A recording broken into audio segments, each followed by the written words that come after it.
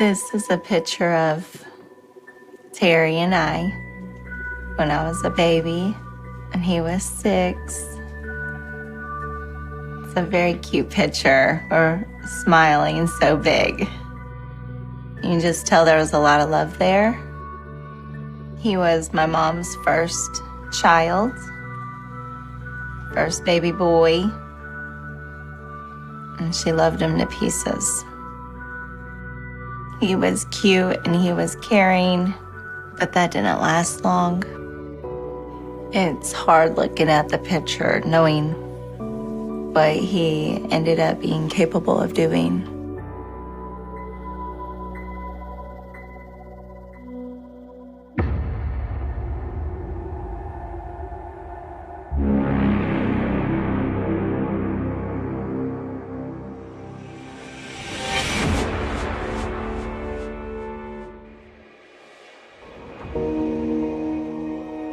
When we were younger, it was normal for us to stay home alone. My mom worked 3 jobs, and our parents were always gone. And so my brother would be in charge.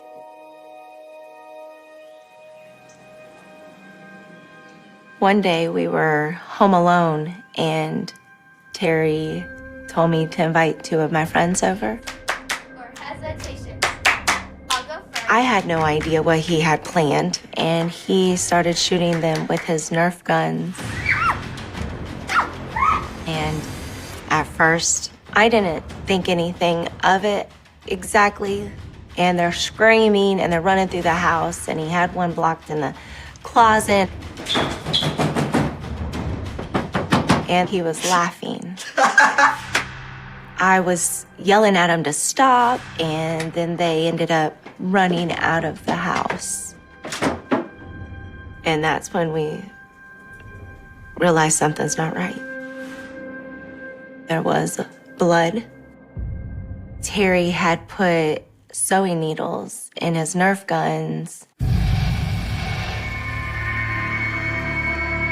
And I asked him, I said, why would you do that? And he said, I just wanted to. Looking back at it, that incident with the Nerf guns started to show a different side of him, very dark side. Terry got pleasure out of tormenting my friends who were young, because it's like he had power over them, that they were screaming and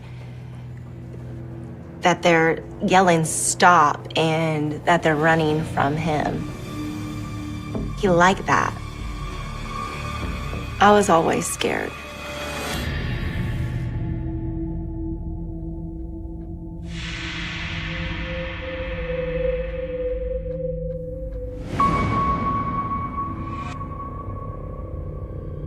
Terry would do these weird games with my sister and I, where he would give us an ultimatum. We would either have to lick his shoe or go inside a sleeping bag head first. And so I remember climbing in the sleeping bag, and he would sit on me where I was trapped, and he would start punching me. And I'm screaming because I'm feeling claustrophobic. I can't move, I can't get out. I'm hyperventilating because I feel like I can't breathe, and you're squirming and you feel like it's just not ever gonna end.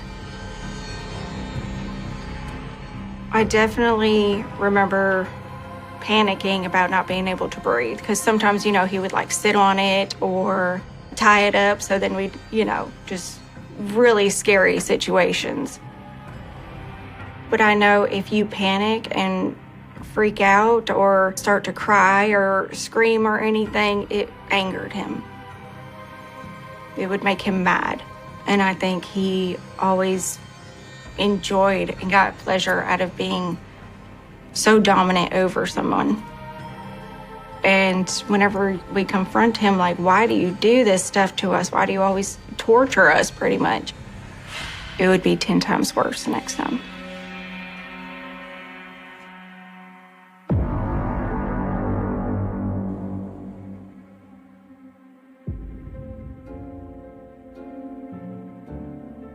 I remember him playing on the basketball team when he was in high school, and he didn't get along with some of his teammates, and he would get in fights with them. So when my brother came home with the cast on his hand, we were asking what happened, and he said that the kid on his basketball team was running his mouth. So he punched him in it. Terry's demeanor was that he didn't care. He did want a reputation. He was bigger and stronger. And I did think, wow, you don't want to mess with my brother. That is the first fight that stayed with me. There were others after that. It was always somebody else's fault why he did something. My mom always believed my brother. She said trouble always finds him. I think Terry liked to hurt others because he was in a sense of control and power. Where do you think that came from? You want my honest opinion?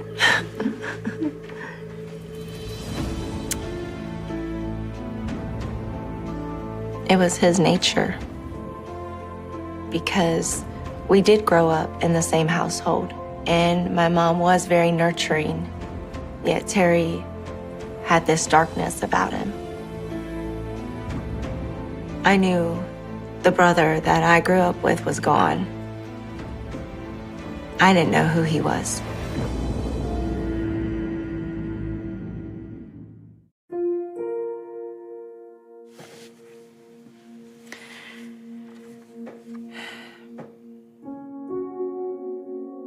This is Terry, myself, and my sister with Santa Claus.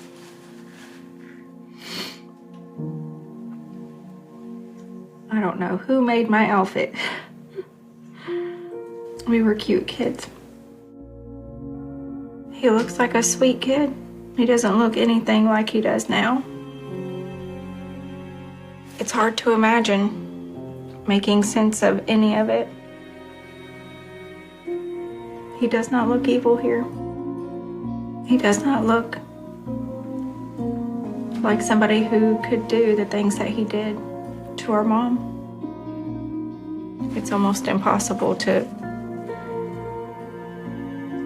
see that he was a sweet little kid,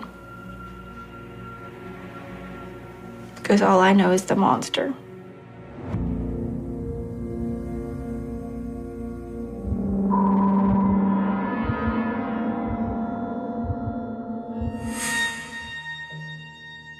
So growing up, my mother was Catholic. We prayed.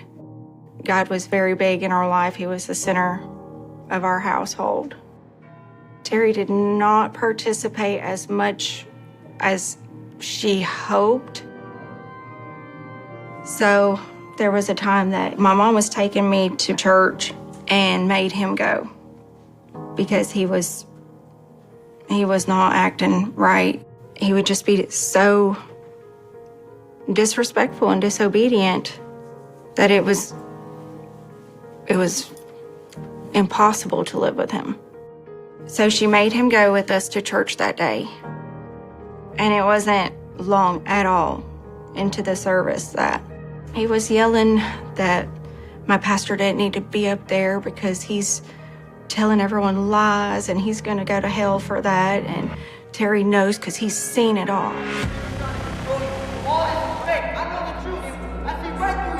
Terry had been spiraling out of control. It was gut-wrenching.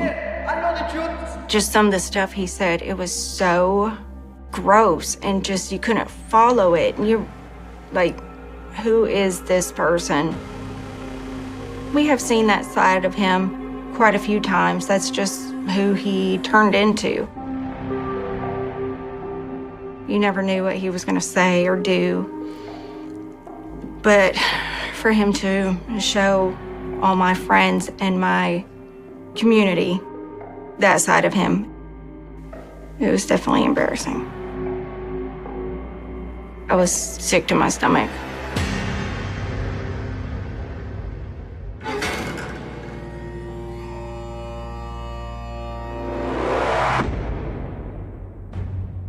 Terry struggled with being respectful.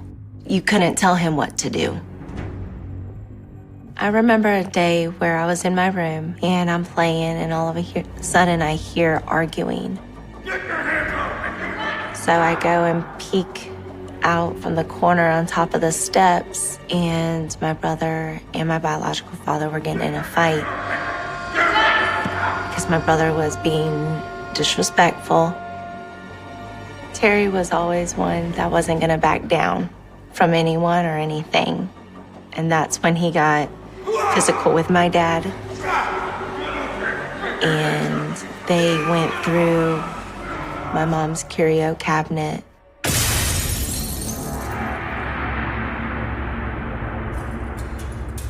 Glass everywhere. And my mom's over there just screaming, trying to separate them, and she grabs Terry because he had glass and blood all over. And Terry once again made it sound like it wasn't his fault. He wasn't remorseful.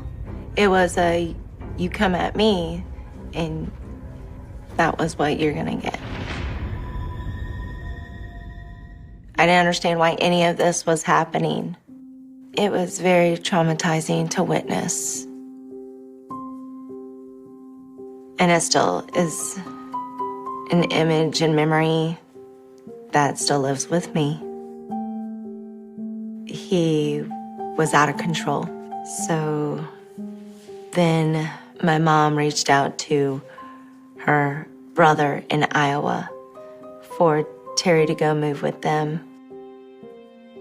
It was not an easy decision for my mom to make, but she felt like she had no other option. My mom was at her wit's end. I did not miss him. It was peaceful when he was gone.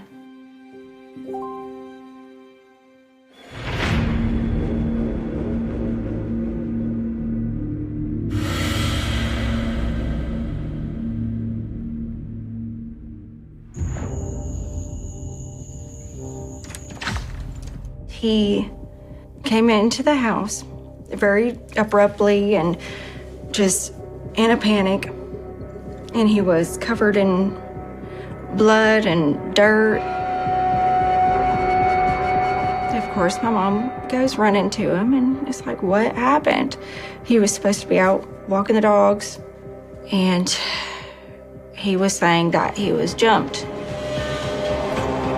And so my mom asked, because he wasn't, bleeding anywhere, like, where is this blood from?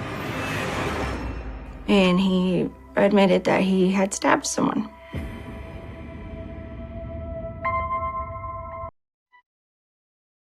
My mother convinced him that he needed to call the police.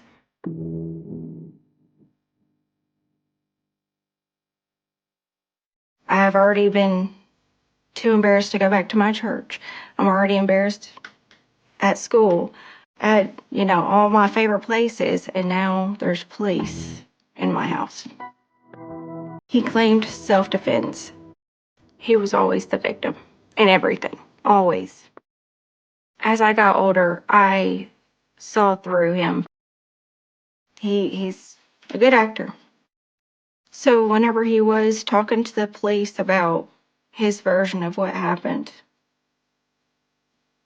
I was just trying to picture it, and it did not make sense to me.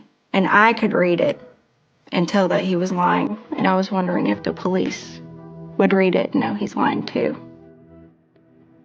He wasn't charged with anything. They believed him. I felt like he could get away with anything.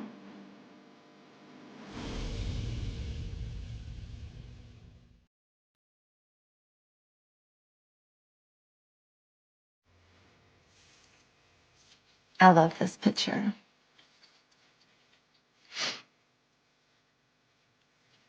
My mom's smile is so big. This is like a true picture of my mom.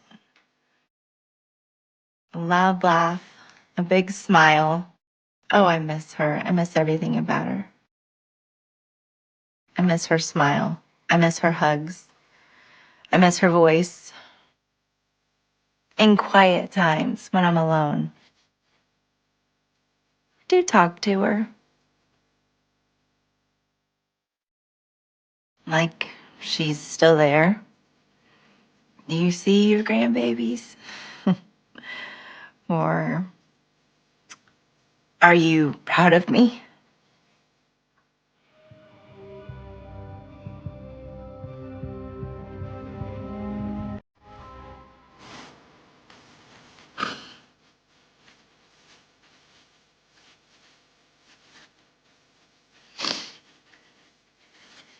I just want my mom to be proud of me.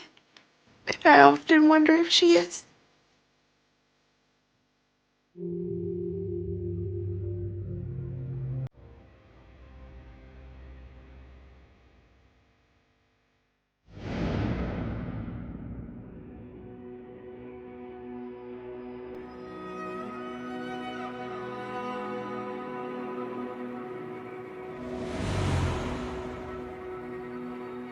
From the moment we met him, my mom's whole demeanor and everything changed.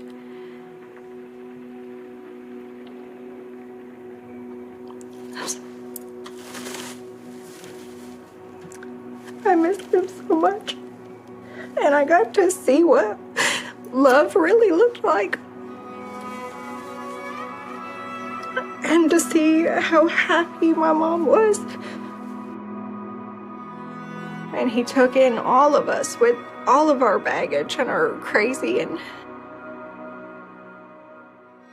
such a good man.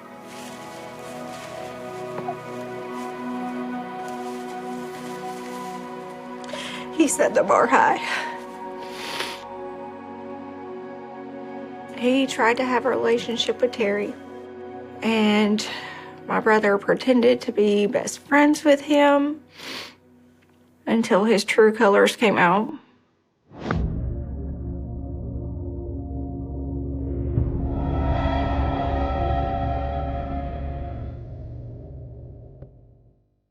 I was disappointed because we all had our hopes crushed again. He was up for parole, and he asked her to be there on his behalf and state where he would be staying and the good things that he would be doing. And she shocked everybody by saying no. She did not think that he should be up for parole. It was very difficult for her to do. My mom was torn. She was torn because she loved her son and she didn't want anything to happen to him. It was a major turning point. He would write her letters letting her know what he thought of her and what a bad mother she was. And he was never going to forgive her. And everything bad in his life was because of her. They never let me read them, but I remember my sister got a hold of them and she told me some of the stuff that was in them. Tabitha told me he wanted to kill her. My mom struggled. She would cry. And my stepdad would just hold her and then he'd get upset. And it got to the point that her and my stepdad were terrified of when he got out. I think the whole house was on edge.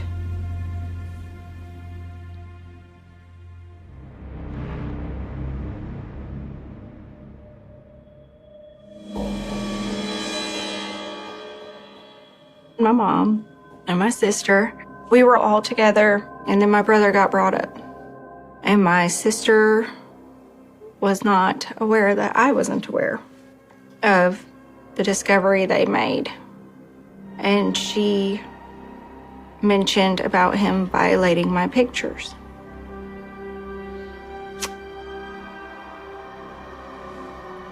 And I was like, what? What are you talking about?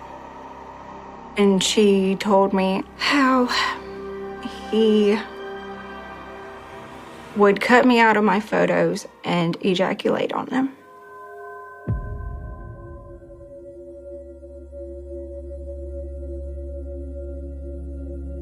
I've never hated anybody before.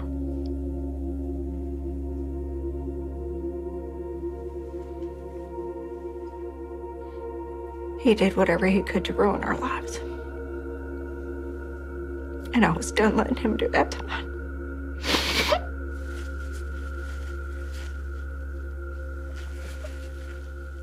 And from that moment, I swore I would never look at him again. And I meant it. And I made it clear to my mom I meant it. And I was done letting her take him back. I was done. And if she didn't, then I'd be done with her. I did not want to show my face at school. I didn't want no friends. I couldn't go to church. He had taken enough from me. That is a sick, disturbed monster.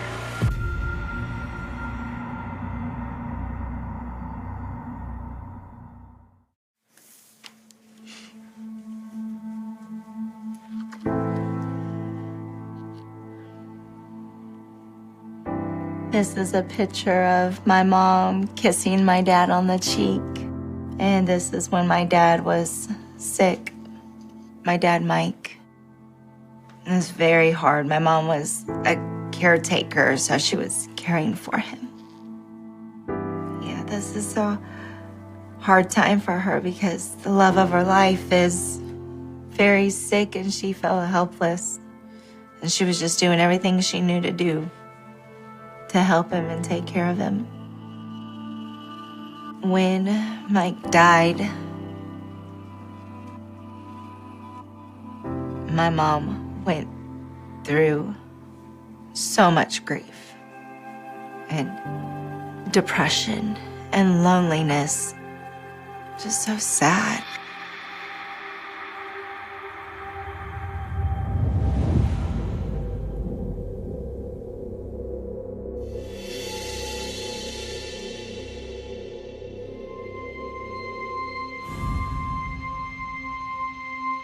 She was just so sad all the time. And that's when she invited Terry to come back. Terry definitely saw it as an opportunity to take advantage of her. Here she is vulnerable. Here she is alone. I didn't think it was a good idea for her to bring him back in the home. But at that time, I didn't think that he followed her. Like, I didn't, like, even though I had that gut feeling, I didn't think that it was gonna come to this.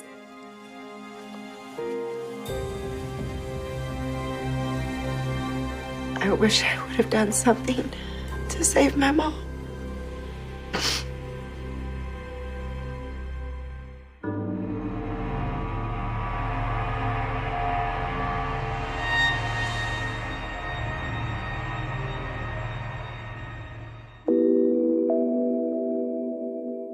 My mom was supposed to stop by the house and hang out for a little bit. And she called and she just said she was too tired. She seemed a little down. And I just said, okay, Mom, you go home and get some rest, and I love you. It seemed off that my mom was a little down and tired. Like something was bothering her, but my mom didn't open up and share. That was the last phone call I had with her.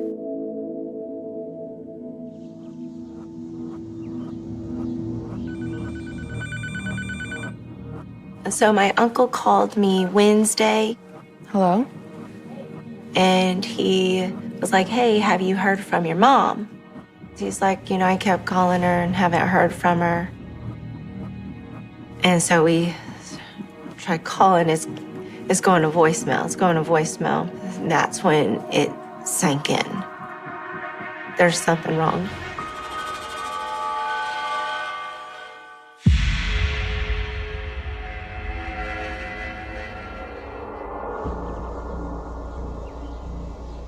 She was hysterical on the phone. And all I could gather was, Mom's missing. But she just was screaming stuff into the phone. I couldn't understand her. So I hung up and I called my uncle. And I was telling him, something's wrong with Tabitha. I need you to go get her, figure out what's going on. She said, Mom's missing. And he said, and your mom is missing. And it still didn't register. I was like, what do you mean? Y'all are 5 miles up the road. How is my mom missing? And then I had asked my aunt and uncle, well, what does Terry say? And their response was, all he is saying is that she left. And didn't tell him where she was going without her dogs. I didn't buy it for a second. I knew that wasn't true, like, point blank. That story's not true. Her dogs were a major red flag. She didn't go to a store. She didn't go to an event. She didn't take us to school without her dogs. If she grabbed her keys, they knew to load up.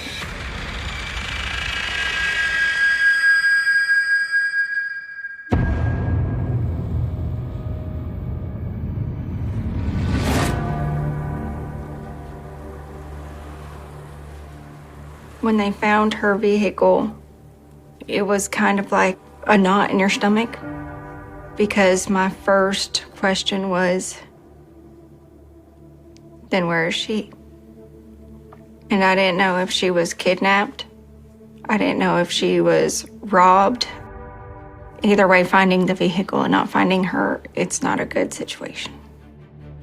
Her car was found not too far from the house, but on a road that we wouldn't have been on.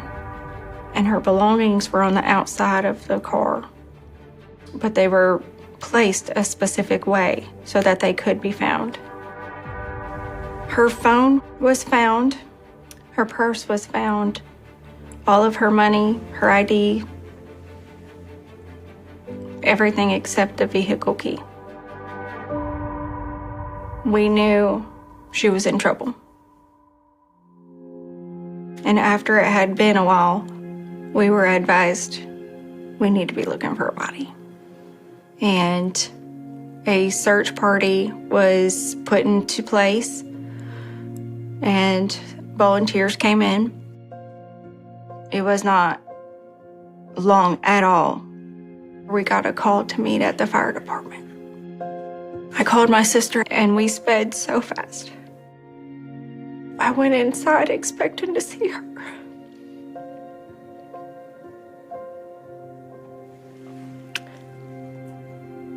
And they said, we found a body.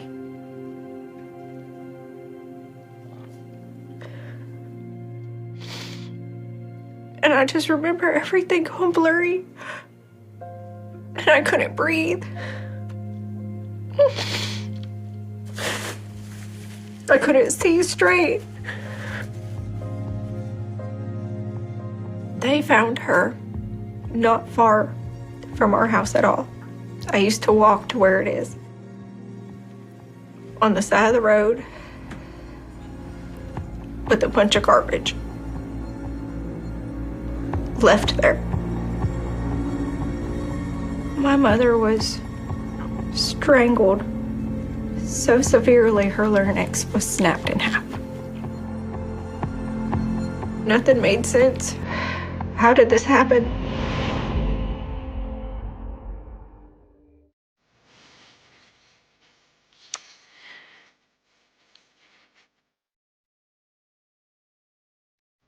That was when I was pregnant. And she was always touchy-feely. She would hug you for the longest time. She would make sure you felt her emotions. And as a kid, you hate it because you're like, oh, this is so awkward. It's so long. You're so weird. But I would do anything for one of them hugs now.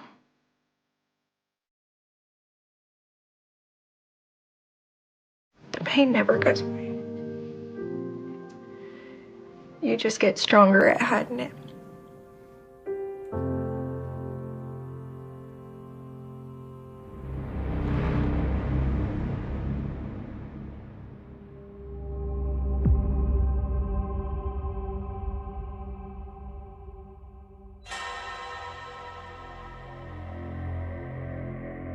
When I walked into the house, it was a very eerie feeling. Terry had taken over the house, so it was very strange to be in the home. It's very unsettling, and I'm shaking, and I'm scared because I didn't want to be around him. I didn't hear you come in. I was asking him how he was doing, and he said, I'm just ready for all this to be over. His eyes looked so dark, and he looked soulless. I've never seen anything like that before. But I did it so they would have a recent picture in case he did run, and quickly got out of there.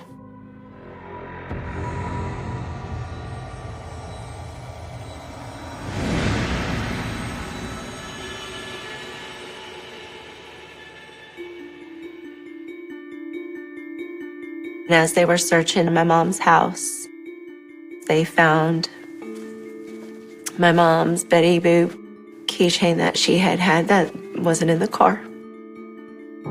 Here we are on the road again. I didn't know the significance at first, Love traveling. but on one of our trips to see Anne when she was pregnant, Mama Big Rig right there. and I'm recording. I don't even know why. I grew up with my mom recording us kids, you know.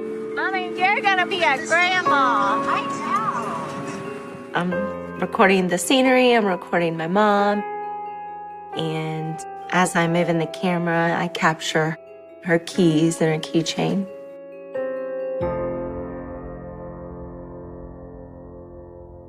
The keychain ended up being one key evidence in the investigation. I didn't even know I had the video of it at the time. I was just looking at videos of my mom, and I was missing her. And that's when I was like, there it is. I gave him the video. I believe that is when they charged him with my mom's murder.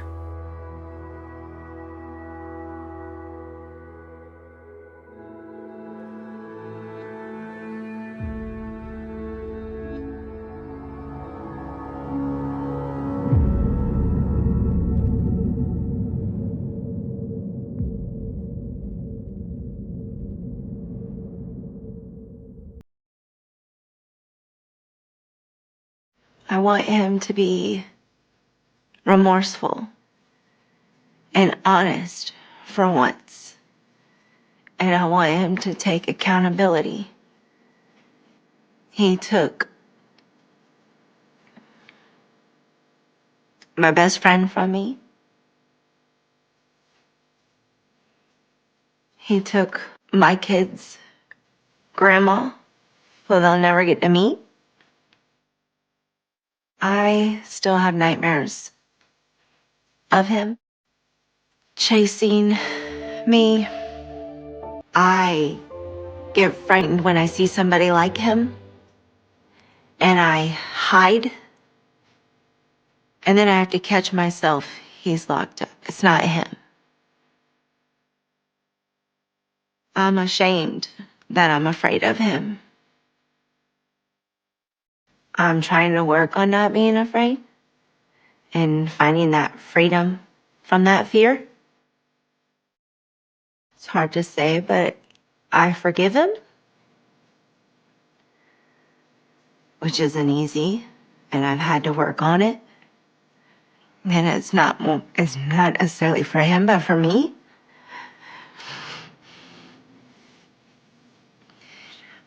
I'm still angry and mad, but I can't have hate in my heart.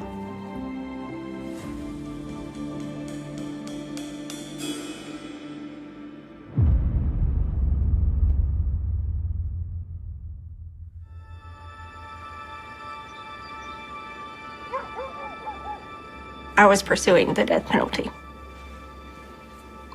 But in the state of North Carolina, that was not an option. I believe in an eye for an eye. And you reap what you sow, and that includes him. Terry Ellison is a monster. How could you hurt the one person who has never given up on you? I wonder all the time how somebody could be that evil and do that. Does he think about her? Does he hurt as much as we do?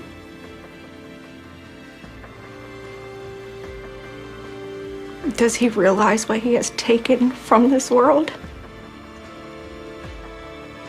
I hope God does not have mercy on his soul.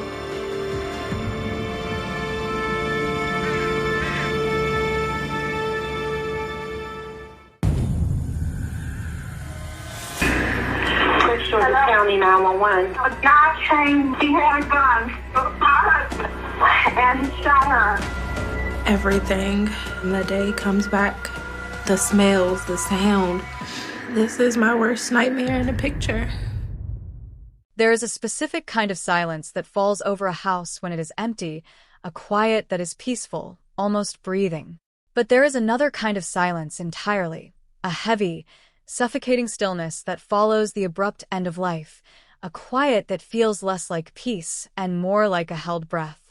On the morning of June the 20th, 2001, in a quiet, unassuming suburban neighborhood in Houston, Texas, a home that should have been echoing with the chaotic, vibrant noise of 5 young children was instead swallowed by this second, terrifying kind of silence. The Texas summer was already pressing down with its characteristic stifling heat, a day that promised the mundane routines of suburban existence. Neighbors were going to work, lawns were being watered, and the world was spinning exactly as it always did. But inside the walls of one particular brick house, the fabric of reality had been completely, irreversibly torn apart. This is not a mystery about who committed a crime. From the very first moment this case entered the public consciousness, the identity of the perpetrator was absolute and undisputed.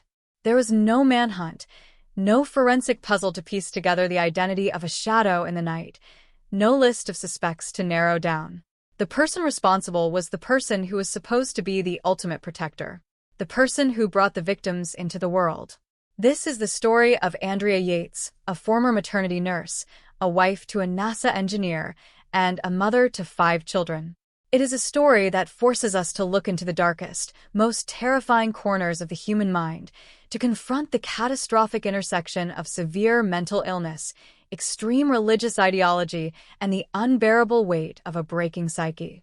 To understand the sheer magnitude of the horror, we must begin at the end of the tragedy, at the precise moment the nightmare spilled out from the confines of that Houston home and into the ears of the outside world. Shortly after the unthinkable had been completed, the Emergency Dispatch Center in Houston received a call. Emergency operators are trained to handle panic.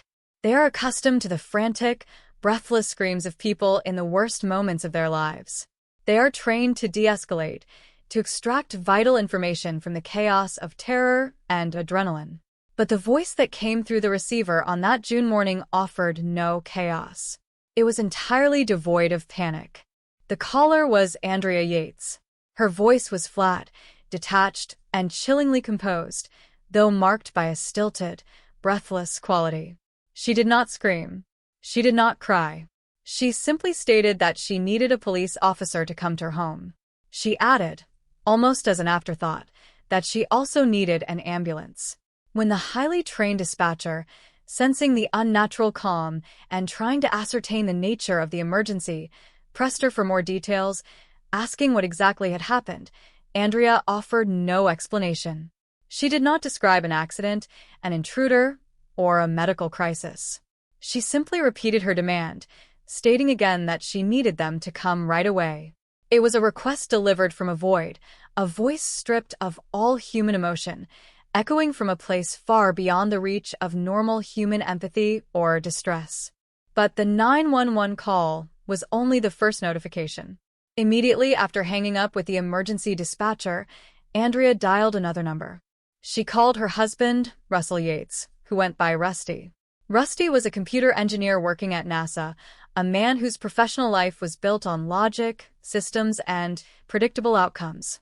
He was at his desk, immersed in the complex, structured world of space exploration, completely unaware that his own universe had just collapsed. When he answered the phone, his wife delivered a message that was as brief as it was devastating. She told him that he needed to come home right now. She told him that it was time. Confusion must have immediately clouded Rusty's mind. The phrasing was cryptic, ominous, and deeply unsettling. He pressed her, asking what she meant, demanding to know what was happening at the house. Andrea's response was a fractured sequence of words that would forever haunt the history of American true crime. She mentioned the children, and then she said, simply, that she had done it. We must pause to consider the sheer weight of those words and the agonizing drive Rusty must have endured from the NASA facility back to his suburban home. He knew his wife was unwell. The family had been navigating a brutal, exhausting battle with her mental health. Andrea had suffered from severe postpartum depression, which had violently escalated into psychosis, characterized by auditory hallucinations and delusions. She had previously attempted suicide on 2 separate occasions. She had been institutionalized, heavily medicated with strong antipsychotic drugs, and her psychiatrist had issued a stark, unequivocal warning. Andrea was not to be left alone with the children. Not for a day, not for an afternoon, not for a minute. The supervision was to be absolute, 24 hours a day, 7 days a week. Yet, on this specific morning, a fatal calculation had been made. Rusty had decided to go to work at 9 in the morning, leaving Andrea alone in the house for approximately 1 hour before his mother was scheduled to arrive and take over the watch. It was a well-intentioned but profoundly misguided attempt to help Andrea build independence, to let her practice functioning on her own, to perhaps grasp a sliver of normalcy in a life that had become entirely clinical and restricted. That single hour, that brief, 60-minute window of independence, was the only opening the darkness needed. The tragedy that unfolded did not happen in the dead of night. It happened in the bright, unforgiving light of a Tuesday morning, in the exact hour she was left unwatched. When the first responding police officers arrived at the Yates residence, they were stepping into an abyss they could not possibly have anticipated. The exterior of the home offered no clues. It was a standard, well-kept suburban structure. But as they entered, the silence of the house hit them. A house with 5 children ranging in age from 6 months to 7 years old is never truly silent. It is a place of constant motion, toys on the floor, voices echoing down the halls. But on this morning, the stillness was absolute. They found Andrea sitting in the living room. Her physical appearance was a jarring contrast to the quiet surroundings. Her clothes were completely soaked with water, clinging heavily to her frame. Her hair was dripping wet, hanging limply around a face that was a mask of absolute emptiness. She was not hysterical. She was not fleeing. She was simply existing in a state of catatonic surrender. The officers, immediately sensing the gravity of the situation, asked her where the emergency was. Without a word of resistance, without a single tear, she stood up and led the officers down the hallway. She guided them toward the master bedroom. As the officers stepped into the room, their eyes were drawn to the large bed. Beneath a blanket, the shapes of small bodies were visible. They were laid out carefully, almost tenderly, side by side. When the officers pulled back the covers, they were confronted with a sight that defies all comprehension and shatters the boundaries of professional composure. There lay 4 of the Yates children. John, who was 5 years old. Paul, who was 3. Luke, just 2 years of age. And cradled in the arms of the oldest child was the baby, Mary, only 6 months old. They were completely motionless. Their skin was cold. They were gone. The meticulous way they had been placed on the bed, covered as if sleeping, stood in horrifying contrast to the violence of their deaths. But there was one child missing from the bed. The oldest boy. The officers moved from the bedroom to the adjacent master bathroom, following the trail of water that soaked Andrea's clothes and pooled on the floor. Inside the bathroom, the bathtub was filled to the brim. And submerged beneath the surface of the water was the body of 7-year-old Noah. He had been left in the water, the final victim of a systematic, methodical process of elimination that had taken place while the rest of the neighborhood was starting their day. Andrea Yates was taken into custody immediately. She offered zero resistance. She did not deny her actions. She did not attempt to flee or hide the evidence of what she had done. The water in the tub, the wet clothes on her back, the bodies neatly arranged on the bed. It was a completed task. How does a mother, a woman trained as a nurse to bring life into the world and care for the vulnerable, systematically take the lives of her own 5 children? How does a bathtub, a place of evening routines and childhood play, become an instrument of mass destruction? The answers lie buried in a complex, terrifying web of untreated severe mental illness and a toxic, extreme interpretation of religious doctrine. Andrea had been listening to the teachings of an extremist preacher, a voice that reinforced a terrifying narrative in her already fragile mind, that mothers were ultimately and entirely responsible for the spiritual fate of their children, and that if those children strayed and went to hell, the blood would be on the mother's hands. Her mind, fractured by severe postpartum psychosis, twisted this extreme theology into a deadly, inescapable logic. She came to believe that she was fundamentally broken, a terrible mother who was possessed by the devil. In her altered, terrifying reality, she saw only one desperate, horrifying path to save her children from eternal damnation. She believed that by taking their lives while they were still young and innocent, she would guarantee their passage to heaven. It was an act of ultimate destruction born from a severely diseased manifestation of maternal protection. Furthermore, she believed that by committing this atrocity, the state would execute her, and in doing so, finally destroy the evil entity she believed lived inside her. As we embark on this deeply unsettling journey through the Andrea Yates case, we will not find simple villains or easy answers. We will explore the grueling timeline of her mental decline, the warnings that were tragically overlooked or misunderstood, and the devastating mechanics of the murders themselves, including the heartbreaking final moments of young Noah, who realized what was happening and tried to run. We will follow the agonizing legal battles that spanned years, pitting the rigid definitions of the law against the complex realities of psychiatric illness, tearing the nation apart over the fundamental question of whether this was an act of cold-blooded, calculated murder or the devastating consequence of a mind completely untethered from reality. This is a story of a system that failed, a mind that shattered, and a family that was erased in the span of a single, unsupervised hour. This is the tragic, haunting story of the Yates family. Before the world knew her as the hollow-eyed figure sitting soaked in a police cruiser, Andrea Kennedy was a woman defined by her capacity to care. Born in Houston, she was a remarkably bright and driven individual. She graduated as the valedictorian of her high school class, a testament to her discipline and intellect. She was a champion swimmer, moving through the water with the same determined grace she applied to her academic pursuits. Following a deep-seated desire to help others, she pursued a career in medicine, becoming a registered nurse. She spent her days walking the clinical halls of the University of Texas MD Anderson Cancer Center, comforting the afflicted and dedicating her life to human health. She was a gentle, compassionate, and capable young woman. It was during this period of her life that she met Russell Yates, a young computer engineer who had just secured a promising position at NASA. He was drawn to her quiet strength and intelligence. They built a relationship grounded in traditional values and a shared vision of a large, bustling family.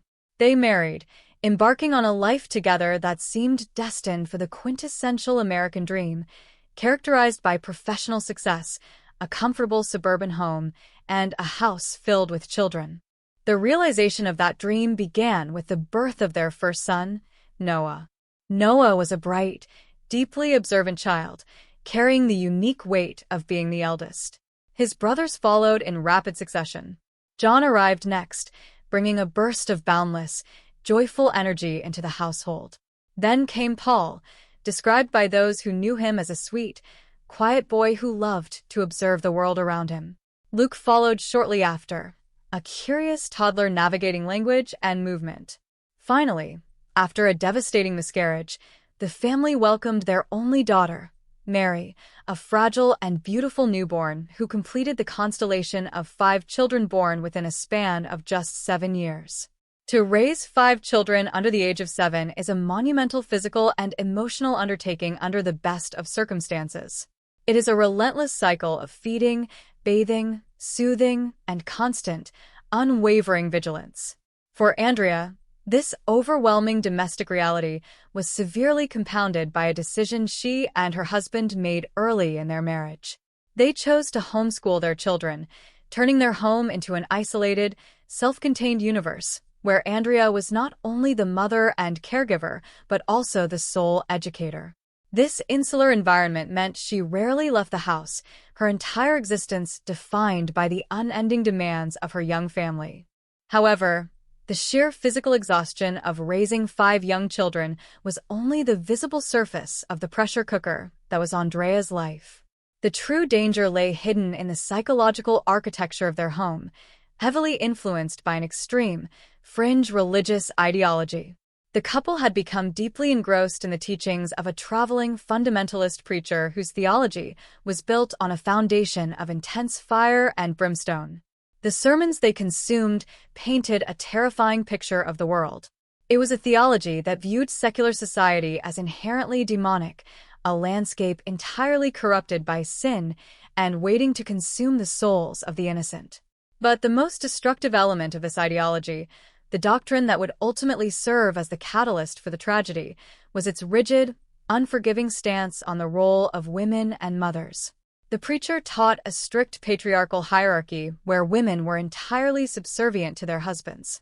More devastatingly, the doctrine explicitly stated that a mother was solely and completely responsible for the spiritual salvation of her children. The message was unequivocally clear.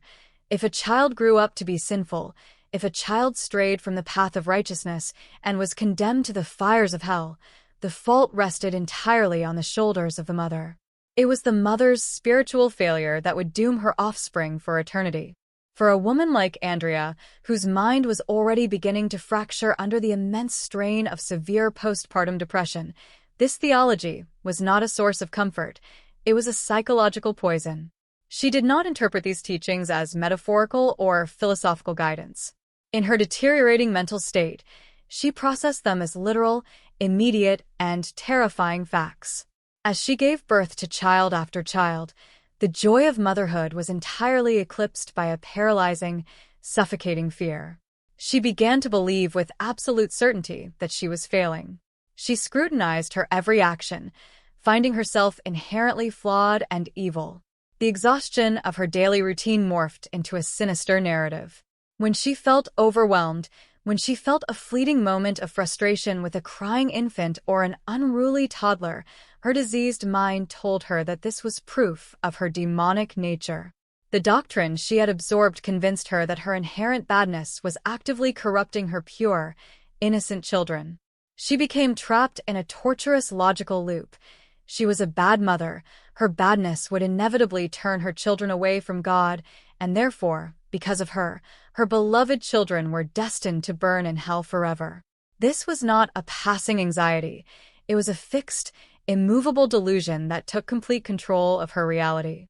The descent into this alternate reality was not a sudden plunge, but a grueling, slow collapse occurring over years. Following the birth of her fourth child, Luke, in 1999, the fragile structure of Andrea's mind finally broke. She suffered a profound psychiatric crisis.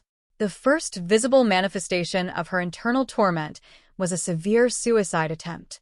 She deliberately consumed an overwhelming overdose of medication, a desperate act to remove herself from the world, driven by the delusion that her mere existence was a danger to her family.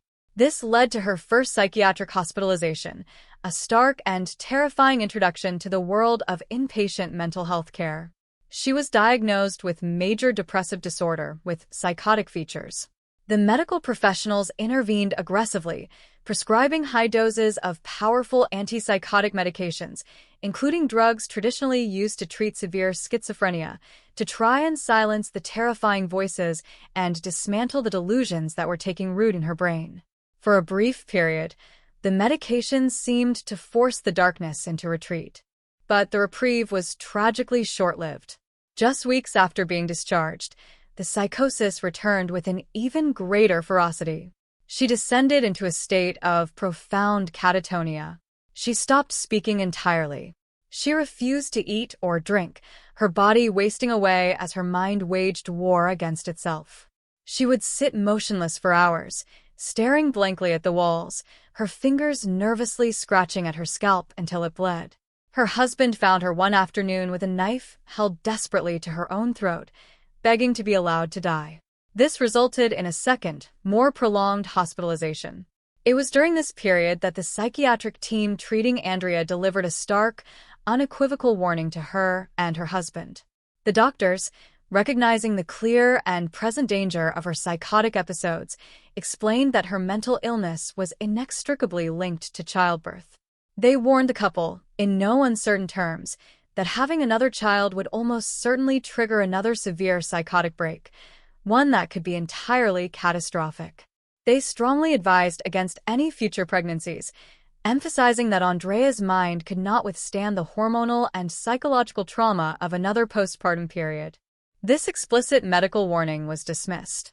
The couple's extreme religious convictions dictated that they should not use birth control, believing that the size of their family should be left entirely to divine will. Less than a year after her second hospitalization, Andrea became pregnant with her fifth child. As the pregnancy progressed, the doctor's grim predictions began to materialize with terrifying accuracy. Following the birth of Mary, Andrea plunged back into the abyss of severe, treatment-resistant psychosis. Her condition deteriorated rapidly. The catatonia returned, accompanied by horrifying hallucinations. The medical team desperately tried to stabilize her, adjusting her medications, implementing intensive therapy, but the delusions had become deeply entrenched. She communicated to her medical team her profound belief that she was an embodiment of evil. She expressed a terrifying certainty that the devil was physically present within her, observing her, controlling her. The psychiatrist overseeing her care realized the extreme volatility of the situation and issued a strict, non-negotiable directive. Andrea was under no circumstances to be left alone with her 5 children. The risk of harm, whether to herself or to the infants, was deemed far too high. The doctor mandated 24-hour, constant supervision. The family adhered to this desperate protocol.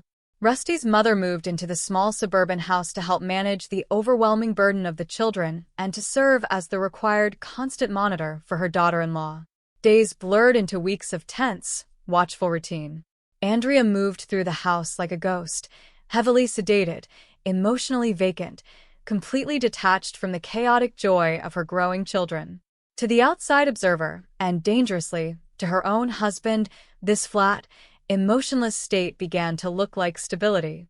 because she was no longer actively trying to harm herself, because the outward expressions of panic had subsided into a dull, medicated compliance, Rusty began to believe that she was improving.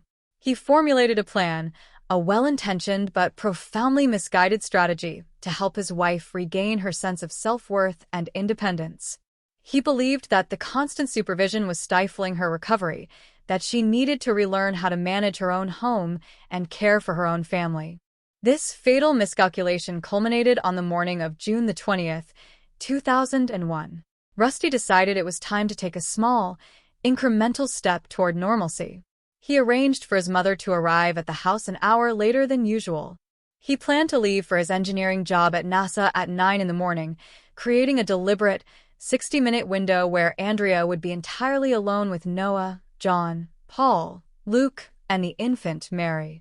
He believed this single hour of unsupervised time would be a positive challenge, a brief period where she could feel like a capable mother again before the safety net of his mother arrived.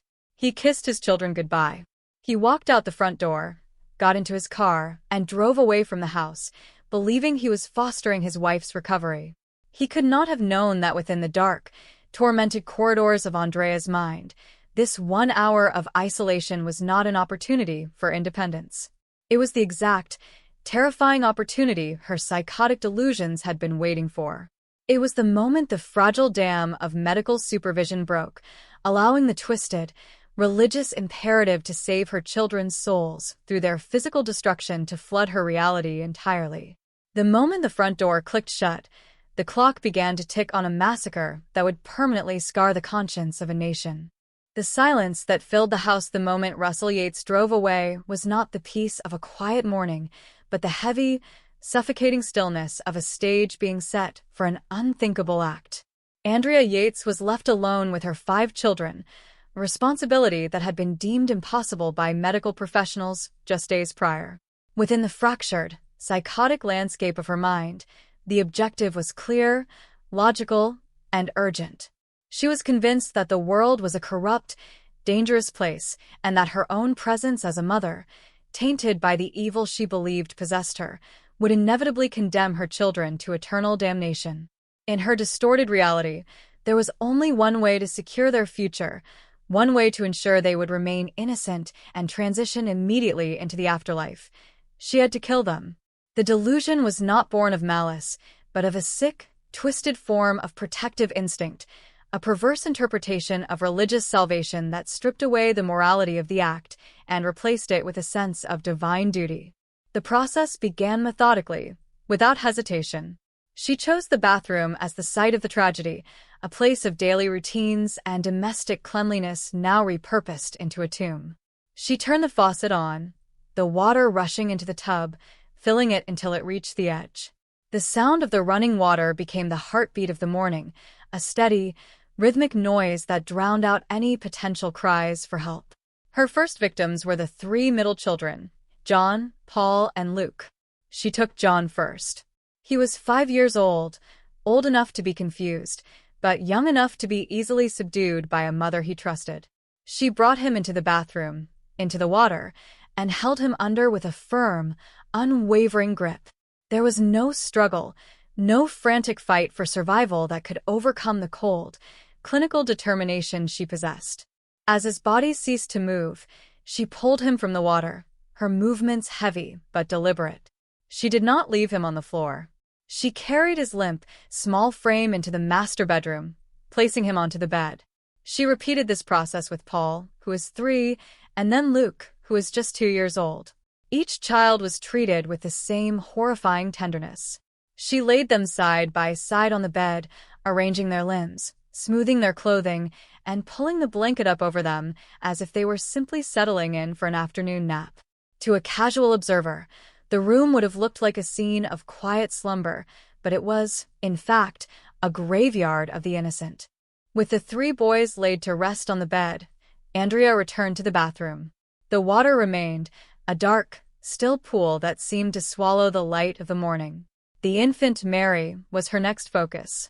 At only 6 months old, Mary had no awareness of the terror that had just unfolded in the rest of the house. Andrea picked her up, her movements still guided by the crushing weight of her delusion. She carried the baby into the bathroom, the room already heavy with the scent of dampness and death. She placed Mary into the tub. The act was swift. There was no hesitation, no moment of maternal regret to interrupt the narrative she had constructed. Once Mary's breathing stopped, Andrea did not bring her to the bed with the others. She left her in the water, a stark, lonely figure remaining in the basin where the horror had begun. The contrast between the meticulously arranged boys on the bed and the infant left in the tub highlighted the disjointed, fragmented nature of her psychosis, yet the underlying motivation remained consistent and relentless. It was during this period that Noah, the 7-year-old eldest, entered the scene.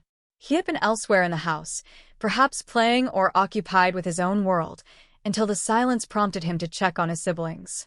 He walked into the bathroom, the space he usually associated with the security of his mother's care. Instead, he found the bathroom filled with water, his mother standing there, and the body of his infant sister submerged in the tub. The realization of what he was seeing hit him with a visceral, primal force. He did not need to understand the complex theology of his mother's madness to know that something was fundamentally, terrifyingly wrong. His mother had just murdered his siblings, and he was the only one left. Noah turned and ran. He scrambled down the hallway, his small feet thudding against the floor, his mind screaming a desperate warning that he could not voice.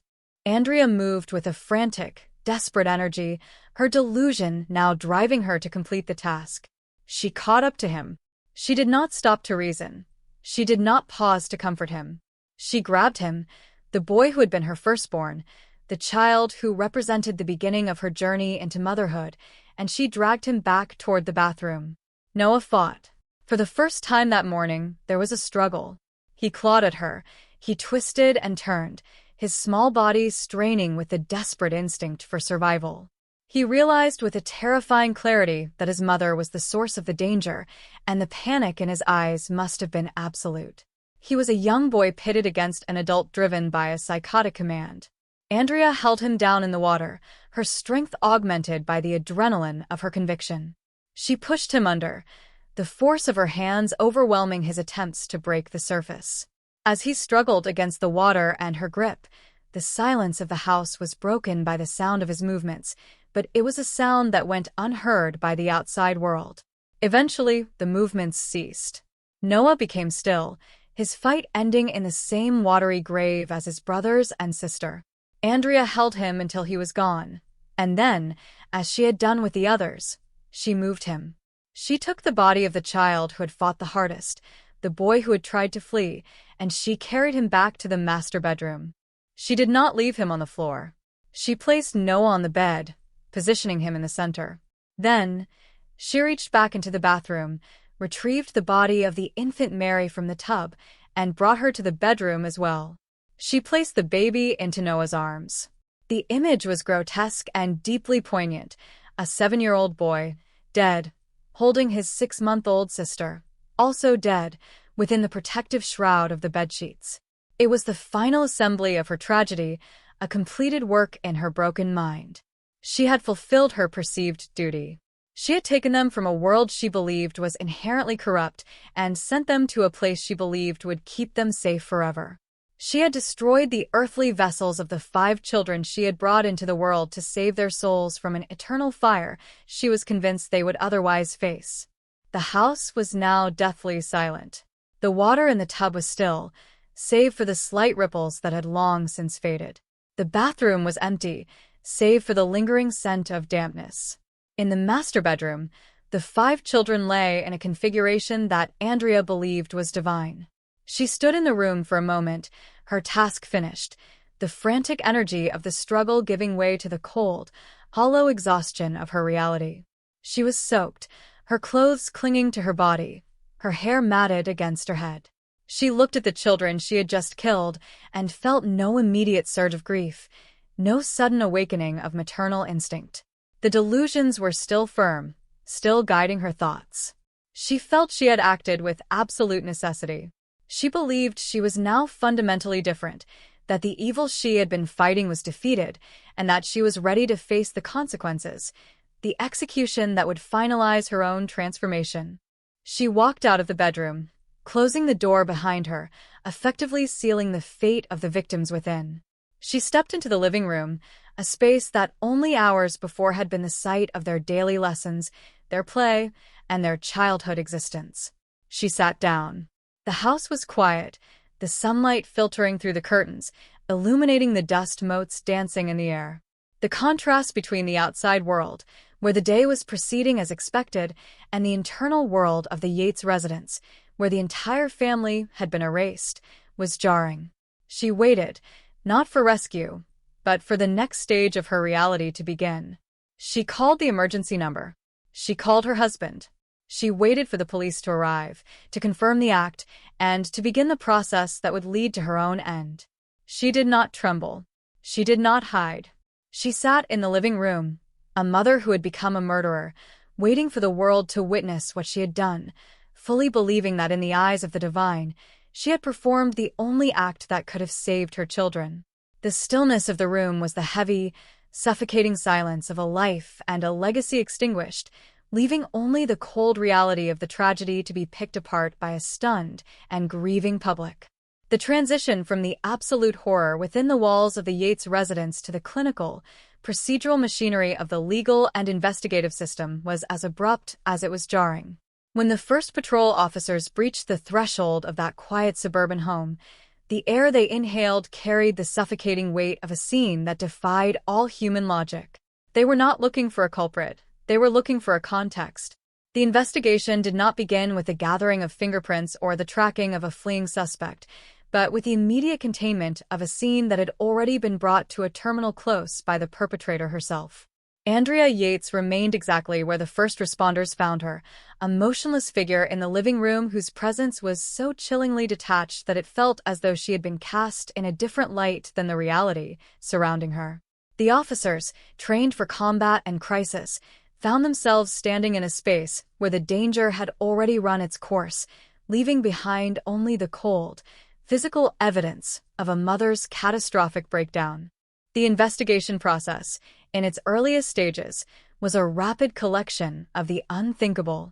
Detectives began the process of documenting the scene, their movements slow and methodical, trying to maintain a semblance of professional detachment as they moved from the living room to the master bedroom. Each step into that room was a traversal through the wreckage of a family unit. The sight of the 4 children on the bed, arranged with such meticulous, haunting care, forced even the most hardened investigators to confront a level of profound tragedy that words could scarcely capture. The subsequent discovery of Noah, left in the bathroom, added a layer of complexity to the narrative, providing the final piece of the sequence that described a morning of systemic execution. There were no missing pieces, no indications of an external struggle, and no signs that any other individual had been involved. The forensic evidence was overwhelming and redundant. The perpetrator had not just admitted to the crime, she had laid it out for the police to document as one might present a finished project. As the investigative focus shifted from the scene to the suspect, the challenge for the authorities moved into the territory of understanding the why. The physical facts of the case were beyond dispute, but the legal framework surrounding the crime demanded an exploration of Andrea's internal world. Investigators began by meticulously reconstructing the timeline of her mental health, gathering medical records that spanned years. They needed to map the history of her postpartum depression, the specific nature of her psychotic breaks, and the repeated failures of the medical system to provide a stable, long-term solution. They interviewed her husband, Russell, whose grief was compounded by the crushing realization that his own decisions, intended as a helping hand, had become the catalyst for the massacre. The process of questioning Rusty was a painful autopsy of their marriage and their shared, extreme religious convictions, which detectives examined for any influence on the tragedy. They delved into the role of the extremist preacher whose teachings had clearly infiltrated Andrea's psyche, looking for evidence of how a theology of fear had been internalized and acted upon. The investigation was marked by a constant, tension-filled negotiation between the physical facts and the psychological reality. While the police department focused on building an ironclad case of capital murder, the defense team, cognizant of Andrea's long, documented history of severe mental illness, sought to establish a foundation for an insanity defense. This required an exhaustive review of the psychiatric reports, a look into the medications she had been prescribed, and the testimony of those who had treated her. They examined why the medical team's explicit, stern warnings about the dangers of further pregnancies were effectively overridden or ignored. The investigation thus evolved into a broader critique of the medical and social support systems that had been meant to protect her, but had ultimately allowed her to remain in a domestic environment that was fundamentally incompatible with her mental health needs. A central point of investigation involved the testimony of expert witnesses who were brought in to assess Andrea's mental state at the exact moment of the murders. This led to a contentious, high-stakes battle between the prosecution's and the defense's psychiatric experts. The prosecution needed to establish that despite her history of mental illness, Andrea possessed the legal capacity to understand the nature of her actions and to know that they were wrong. They pointed to the fact that she had waited for her husband to leave, that she had systematically carried out the deaths, and that she had known to call for help afterward as evidence of planning and premeditation. They characterized her actions not as the product of an uncontrollable delusion, but as a series of calculated choices made by a woman who, however mentally troubled, remained legally responsible for her behavior. The prosecution's goal was to ensure that the gravity of the crime, the murder of 5 young, defenseless children, would not be mitigated by what they characterized as an excuse. Conversely, the defense focused on the profound, all-consuming nature of her postpartum psychosis. They sought to demonstrate that her delusion, the idea that she was saving her children from hell by killing them, was a total, incapacitating break from reality that stripped her of any ability to understand moral or legal wrongness. They argued that her calm, detached behavior following the crime was not proof of premeditation, but rather the classic hallmark of a person in a catatonic or post-psychotic state. They provided evidence of her deep confusion about the nature of her own actions and her belief that she was an instrument of a divine or demonic will. The investigative files grew to include thousands of pages of psychiatric evaluations, letters written from jail, and detailed reconstructions of the household dynamic, all aimed at proving that her mind had been entirely captured by a condition that rendered her unable to conform her conduct to the law. The trial phase, which followed the initial investigative gathering, highlighted the deeply divisive nature of the case. The courtroom in Houston became a stage where the complexities of the human mind were scrutinized under the harsh lights of legal procedure. Jurors were asked to process the testimonies of doctors who spoke of chemical imbalances and delusional states, pitted against the chilling, direct testimony of police officers who described the quiet, empty rooms of a Yates home. The investigation had turned the focus of the case inward, turning the jury into an arbiter of what constitutes a sane mind versus a diseased one. The defense had to work to humanize Andrea, to show her not as a monster, but as a victim of a condition that had been allowed to fester until it consumed everything she loved. The prosecution, meanwhile, had to keep the focus on the victims, ensuring that the jury never lost sight of the 5 lives that had been extinguished in the bathroom of that house. The investigative process was not without its own missteps, which would become clear in the later years. One of the most significant moments of the entire legal saga involved the testimony of a prominent psychiatrist who appeared as an expert witness for the prosecution. He provided what was presented as evidence of Andrea's awareness of her actions, testimony that carried significant weight with the jury. It was later discovered, however, that the expert had provided false information regarding her ability to foresee her actions, claiming she had been influenced by a fictional character in a TV show that did not exist. This revelation became the crux of the appellate battle, exposing the fragility of the prosecution's reliance on such testimony and the potential for a miscarriage of justice that existed in the rush to secure a conviction. The investigative files, initially seen as a closed, simple record of a crime, were suddenly reopened, exposing the flaws in the case that had led to the original guilty verdict. Ultimately, the investigation did not just solve a crime because there was no secret to uncover, but it forced an entire society to investigate its own understanding of mental illness. It pushed the legal and medical professions to confront the ways in which they handle cases of severe postpartum disorders. It served as a grim warning about the consequences of ignoring psychiatric warnings, the impact of extremist religious influence, and the systemic failure to support mothers in the throes of mental collapse. The investigation into the Yates case remains a benchmark in criminal law, a case study in the tension between individual accountability and the understanding of severe psychopathology. It ensured that while the events of that June morning could never be undone, the reasons why they occurred would be analyzed, scrutinized, and debated for generations, leaving the nation to grapple with the haunting reality of how a mother could become the instrument of her children's deaths. The trial of Andrea Yates was not merely a criminal proceeding, it was a profound, deeply disturbing examination of the boundaries of human culpability and the limits of psychiatric understanding.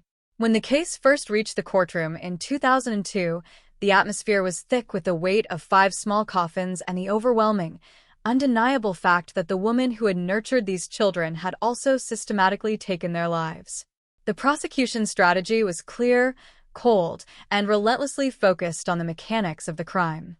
They argued that the very nature of Andrea's actions, waiting for her husband's departure, the methodical drowning of each child, and the subsequent, composed phone calls, constituted a level of planning and presence of mind that was fundamentally incompatible with a legal finding of insanity.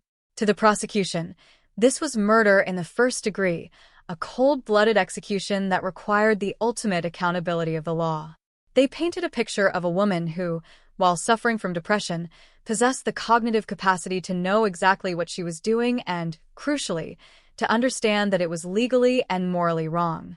The defense, conversely, was tasked with the Herculean effort of peeling back the layers of Andrea's reality to reveal a mind that had been entirely colonized by psychosis.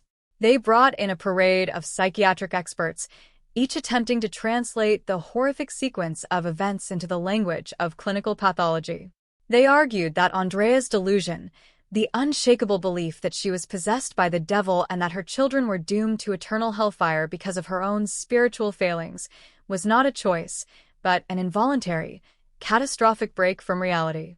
They emphasized that in her distorted world, the act of murder was not an act of hate, but a twisted, desperate act of protective love. She believed that by ending their lives before they could be corrupted by the evil she saw in herself, she was ensuring their place in heaven. It was a defense of total, absolute mental breakdown, a plea that she had been a prisoner of her own diseased brain, unable to distinguish right from wrong or to conform her conduct to the requirements of society. The trial turned into a grueling battle of psychiatric interpretations. The jury was forced to reconcile the Andrea, who was a loving mother, with the Andrea, who had held her children under the water. The prosecution relied heavily on the testimony of Dr. Park Dietz, a psychiatrist who played a pivotal role in shaping the jury's perception of Andrea's mental state. He provided expert testimony that suggested Andrea had a clear, rational awareness of her actions and that her decision-making process had been influenced by external factors, including fictional depictions of mothers who committed similar acts. This testimony provided the jurors with the anchor they needed to move away from the defense's insanity plea. It allowed them to conclude that despite her severe illness, she was not insane by the legal definition of the time. The jury returned a verdict of guilty, sentencing Andrea Yates to life in prison. For the prosecution, this was a victory for justice and accountability. For the families, the public, and the psychiatric community, it was a deeply polarizing conclusion that left a hollow, unfinished feeling, as if the law had addressed the act but failed to grasp the depth of the tragedy. However, the legal history of the Yates case was far from settled. In the years following the conviction, a shadow began to grow over the foundation of the prosecution's case. It came to light that the testimony provided by Dr. Park Dietz, which had been so critical to the jury's decision, was factually incorrect.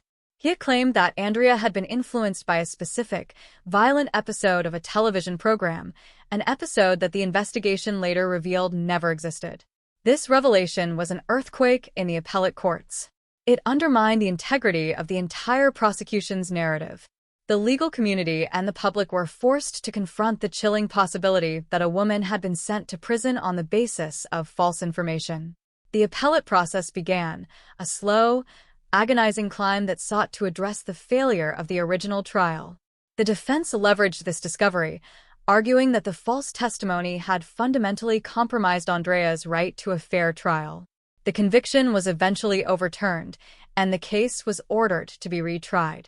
The second trial, held in 2006, was an entirely different landscape. By this time, the national conversation surrounding postpartum depression and the complexities of infanticide had shifted significantly. The initial public outrage that had fueled the call for conviction had mellowed into a more contemplative, nuanced debate about the failures of the medical system, the impact of religious extremist influence, and the reality of maternal mental health. The courtroom atmosphere was less about the raw shock of the crime and more about the clinical, systematic evaluation of Andrea's sanity. This time, the defense was better prepared to articulate the devastating progression of her illness, presenting a comprehensive, indisputable record of her repeated hospitalizations, the severe antipsychotic medications she had been prescribed, and the clear, documented medical warnings that had been ignored. The narrative was no longer about a murder, but about a catastrophic, preventable medical disaster. The jury in the second trial was presented with a much more complete and honest picture of Andrea's mental trajectory. They saw the woman who had begged for help, the mother who had been warned against having more children, and the patient whose illness had been managed with a level of negligence that was, in itself, a form of tragedy. The prosecution in the second trial was far less aggressive in its attempt to portray the act as a calculated, sane murder, perhaps acknowledging the public and legal shifts that had occurred. The deliberation process was intense and sober. When the jury returned their verdict, they did not reach the same conclusion as the first. They found Andrea Yates not guilty by reason of insanity. It was a watershed moment in American legal history. It was a formal acknowledgement that the law had to account for the reality of severe, disabling psychiatric conditions.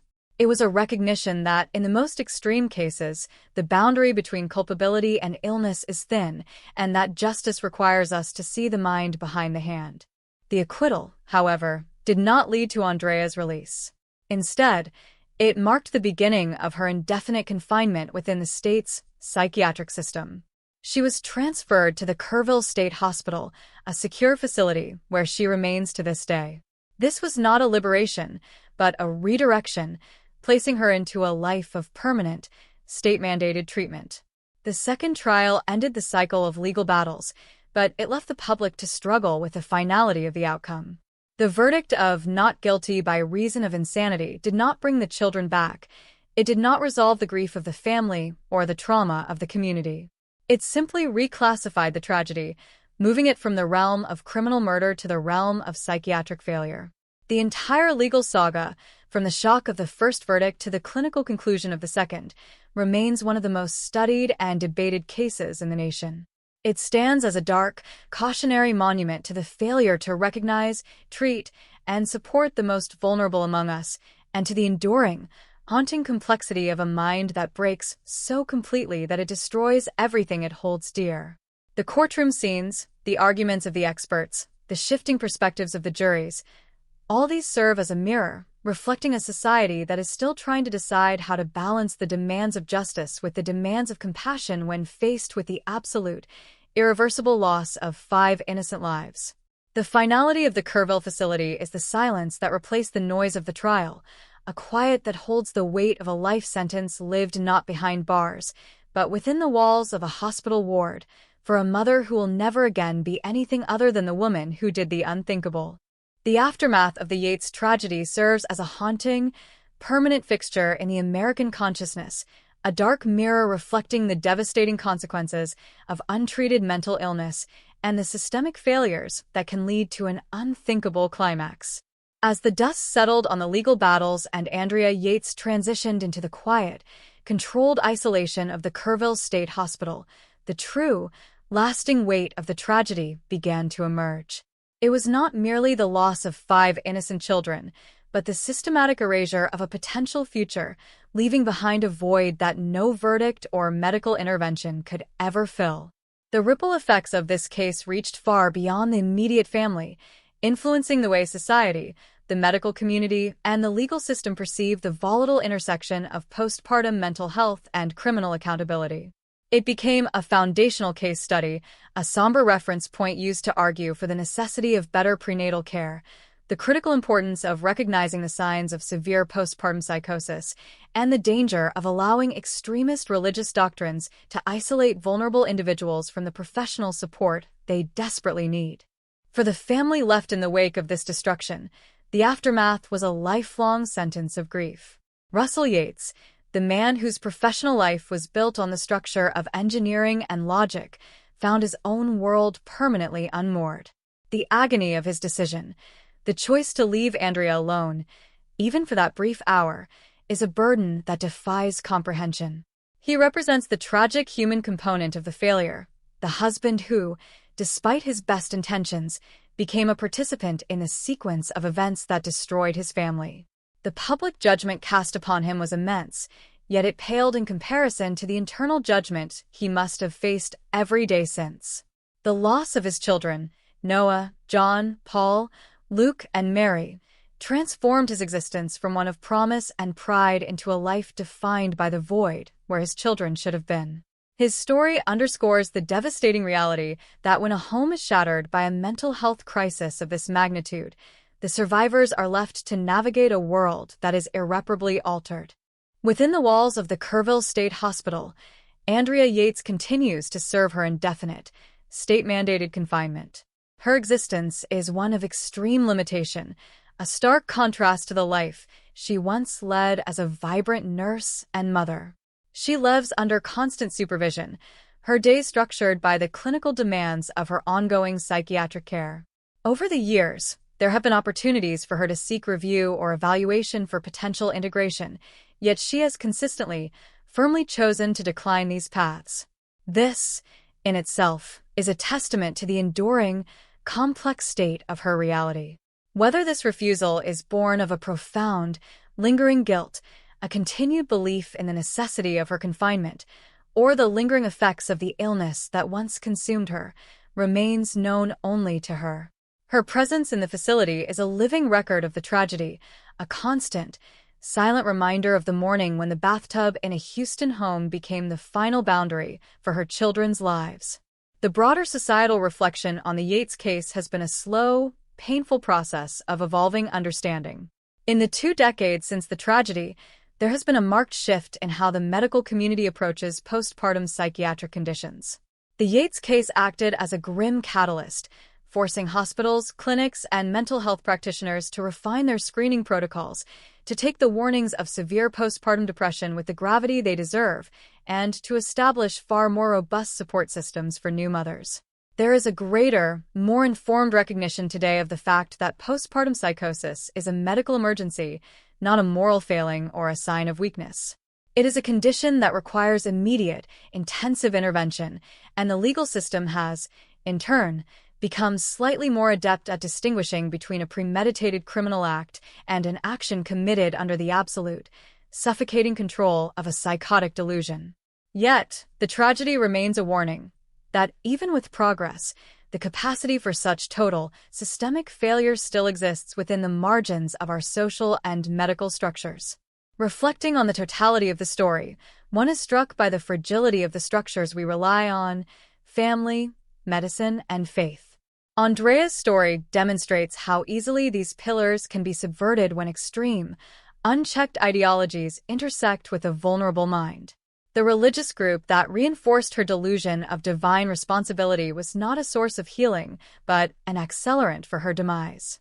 This aspect of the case reminds us of the dangers of insular, extremist communities that operate outside the boundaries of evidence-based healthcare and social integration. It is a cautionary tale about the necessity of protecting individuals from environments that prey on their vulnerabilities and twist their cognitive processes towards self-destructive and, ultimately, violent ends. The tragedy of the Yates family serves as an enduring call for vigilance, for neighbors to watch, for families to intervene, and for the medical and legal systems to be more responsive to the invisible cries for help that precede such catastrophic collapses. The memory of the 5 children, Noah, the protector, John, the vibrant energy, Paul, the quiet observer, Luke, the curious child, and Mary, the fragile, infant hope, is the ultimate anchor of this narrative. Their lives were cut short in a manner that refuses to be forgotten, and they remain the silent, central figures of the case. They represent the innocent, vulnerable lives that rely entirely on the adults tasked with their care, and their loss is an indictment of every point where the system failed them. Every discussion, every academic paper, and every true crime analysis of the Yates case must return to them, ensuring that the focus never shifts entirely to the clinical, abstract, or legal debates at the expense of the human cost. They were not just a part of a tragedy. They were 5 distinct, beautiful individuals who had the right to a childhood, a future, and the safety that their mother, in her broken state, could no longer provide. As we look back on this case in the current year, the lessons continue to resonate with a chilling, undiminished power. The story of Andrea Yates is a story that refuses to be closed, a chapter of human history that remains open because its central questions about empathy, responsibility, the boundaries of insanity, and the inherent, extreme risks of severe mental illness are perpetually relevant. It forces us to confront our own capacity for judgment, our own limitations in understanding the depth of human suffering, and the sobering reality that the most horrific acts can sometimes stem from the deepest, most complex forms of anguish. The silence that fell over that Houston home in June of 2001 was the final punctuation mark on a story of total destruction, but the story itself continues to echo, a permanent reminder of the immense, precarious responsibility we have toward one another, especially when the mind begins to fail.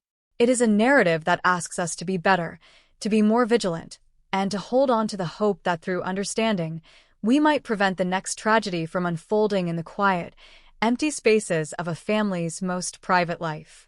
The finality of the Kerrville institution and the long, slow passage of time have not dimmed the horror, but they have provided a space for a deeper, more necessary examination of how we live, how we love, and how we protect those who are no longer able to protect themselves. The Yates tragedy will forever remain a profound, unsettling, and essential part of the tapestry of American true crime, demanding that we never stop looking into the darkness, not to find entertainment, but to learn, to remember, and to strive to prevent such an absolute, heartbreaking erasure of life from ever happening again. The narrative of Andrea Yates, while having reached its legal and clinical conclusions, maintains an enduring presence in the cultural and psychological landscape of the 21st century. As we examine this case from the perspective of our current time, the implications of the tragedy extend far beyond the courtroom and the hospital walls. It serves as an indelible monument to the limits of our collective compassion and the structural fragility of our support systems for those battling the most extreme forms of psychiatric despair. The case forced the medical community to move past the superficial assessment of postpartum distress, leading to a more rigorous, standardized screening process for new mothers. Hospitals and clinics now utilize more sophisticated diagnostic frameworks aimed at identifying the earliest whispers of psychosis before they can escalate into the deafening roar of a delusional crisis. The Yates case, while undeniably the product of a specific set of individual failures, became a catalyst for a systemic evolution in how society manages the intersection of maternity and severe mental illness. It challenged the assumption that traditional support networks, or the mere presence of a spouse, were sufficient safeguards against the tide of a clinical breakdown, advocating instead for a model of care that is more invasive, proactive, and attuned to the subtle warning signs that often precede such catastrophic events. Furthermore, the legal legacy of the Yates case continues to inform the dialogue surrounding the insanity defense, a concept that remains as contentious and poorly understood today as it was in 2001. The transition from a verdict of guilty to one of not guilty by reason of insanity, while clinically and logically sound in the context of her documented medical history, continues to prompt deep philosophical disagreement regarding the nature of criminal accountability. It forces the justice system to engage with the uncomfortable reality that some individuals, due to the absolute corruption of their cognitive faculties by disease, are not moral agents in the same way that others are. This is not to diminish the severity of the act, but to categorize it within a framework of pathological necessity rather than malicious intent. The legal saga serves as a reminder that the law is not an objective moral arbiter, but a system that must constantly recalibrate itself to account for the evolving understanding of the human brain.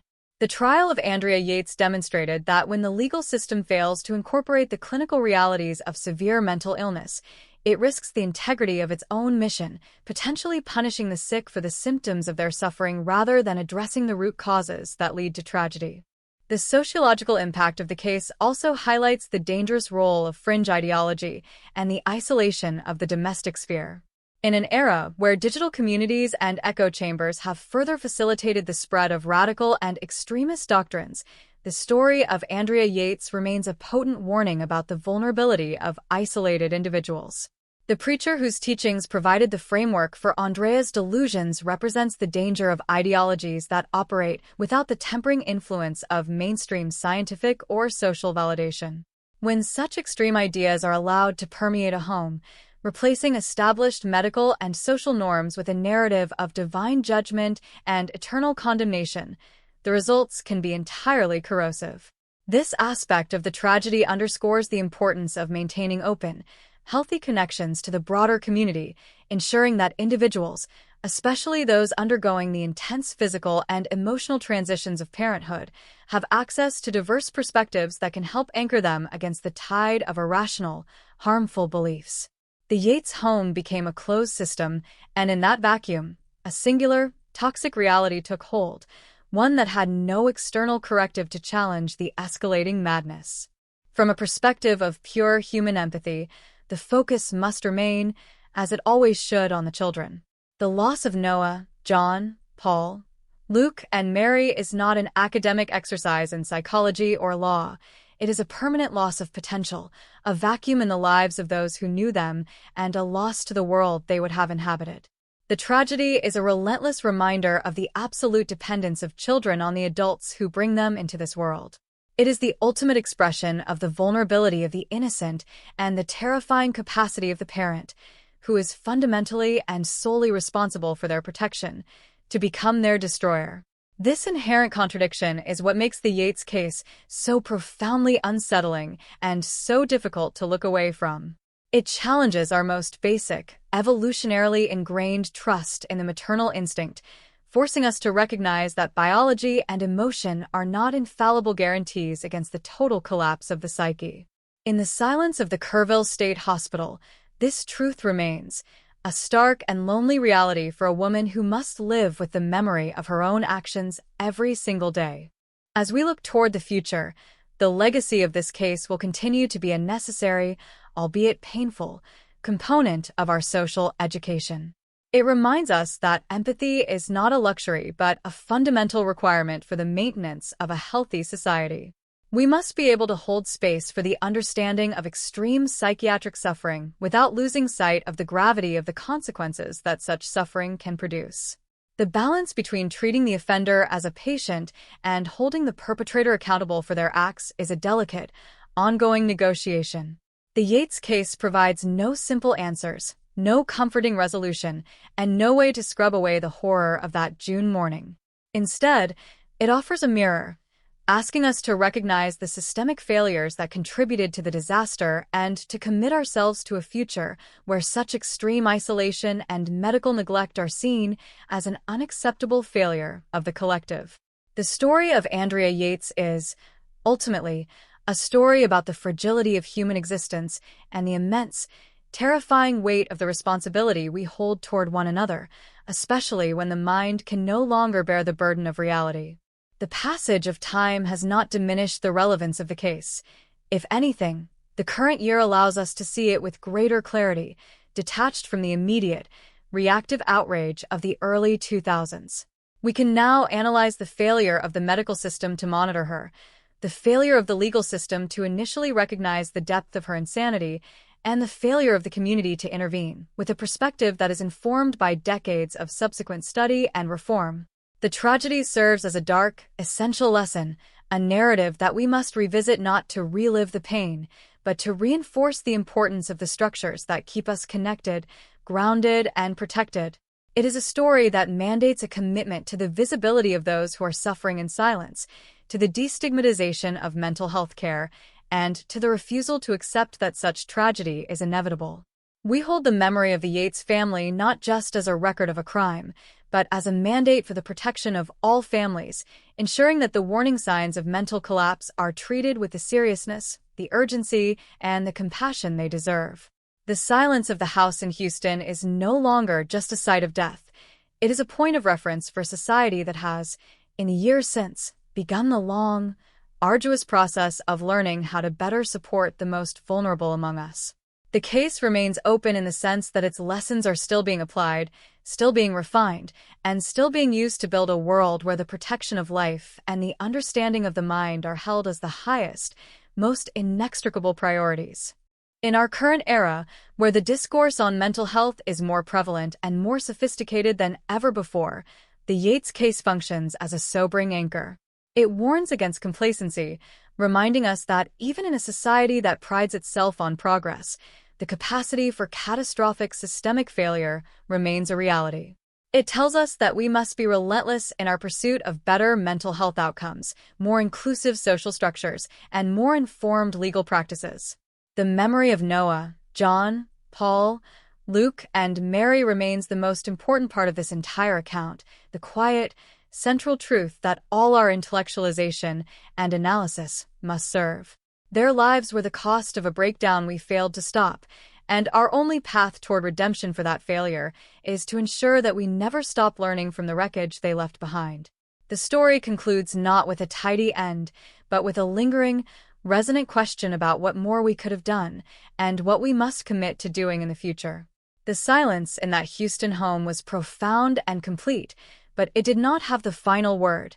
The legacy of the Yates case, built on the foundation of that immense, irreparable loss, continues to speak, urging us toward a more compassionate, vigilant, and aware society. This commitment to prevention, to recognition, and to the active support of those in crisis is the only tribute that truly honors the lives that were so tragically and unnecessarily extinguished. In the quiet of our own time, we continue to look back, not with the judgment of the past, but with the wisdom that has been forged through the pain of the journey, acknowledging that the fragility of the human mind is a shared, profound, and constant challenge. The final chapter of the Yates story is not found in the sterile halls of a psychiatric facility or within the dusty archives of legal transcripts. It is written in the ongoing, quiet persistence of memory and the persistent, evolving dialogue of a society trying to reconcile the irreconcilable. When we consider the narrative in its entirety, the tragedy of Andrea Yates stands as a stark, monumental boundary marker in the landscape of human experience. It delineates the territory where the deepest maternal love curdled into the most profound, destructive pathology, a point where the fabric of reality was shredded by the sheer weight of untreated, severe mental illness.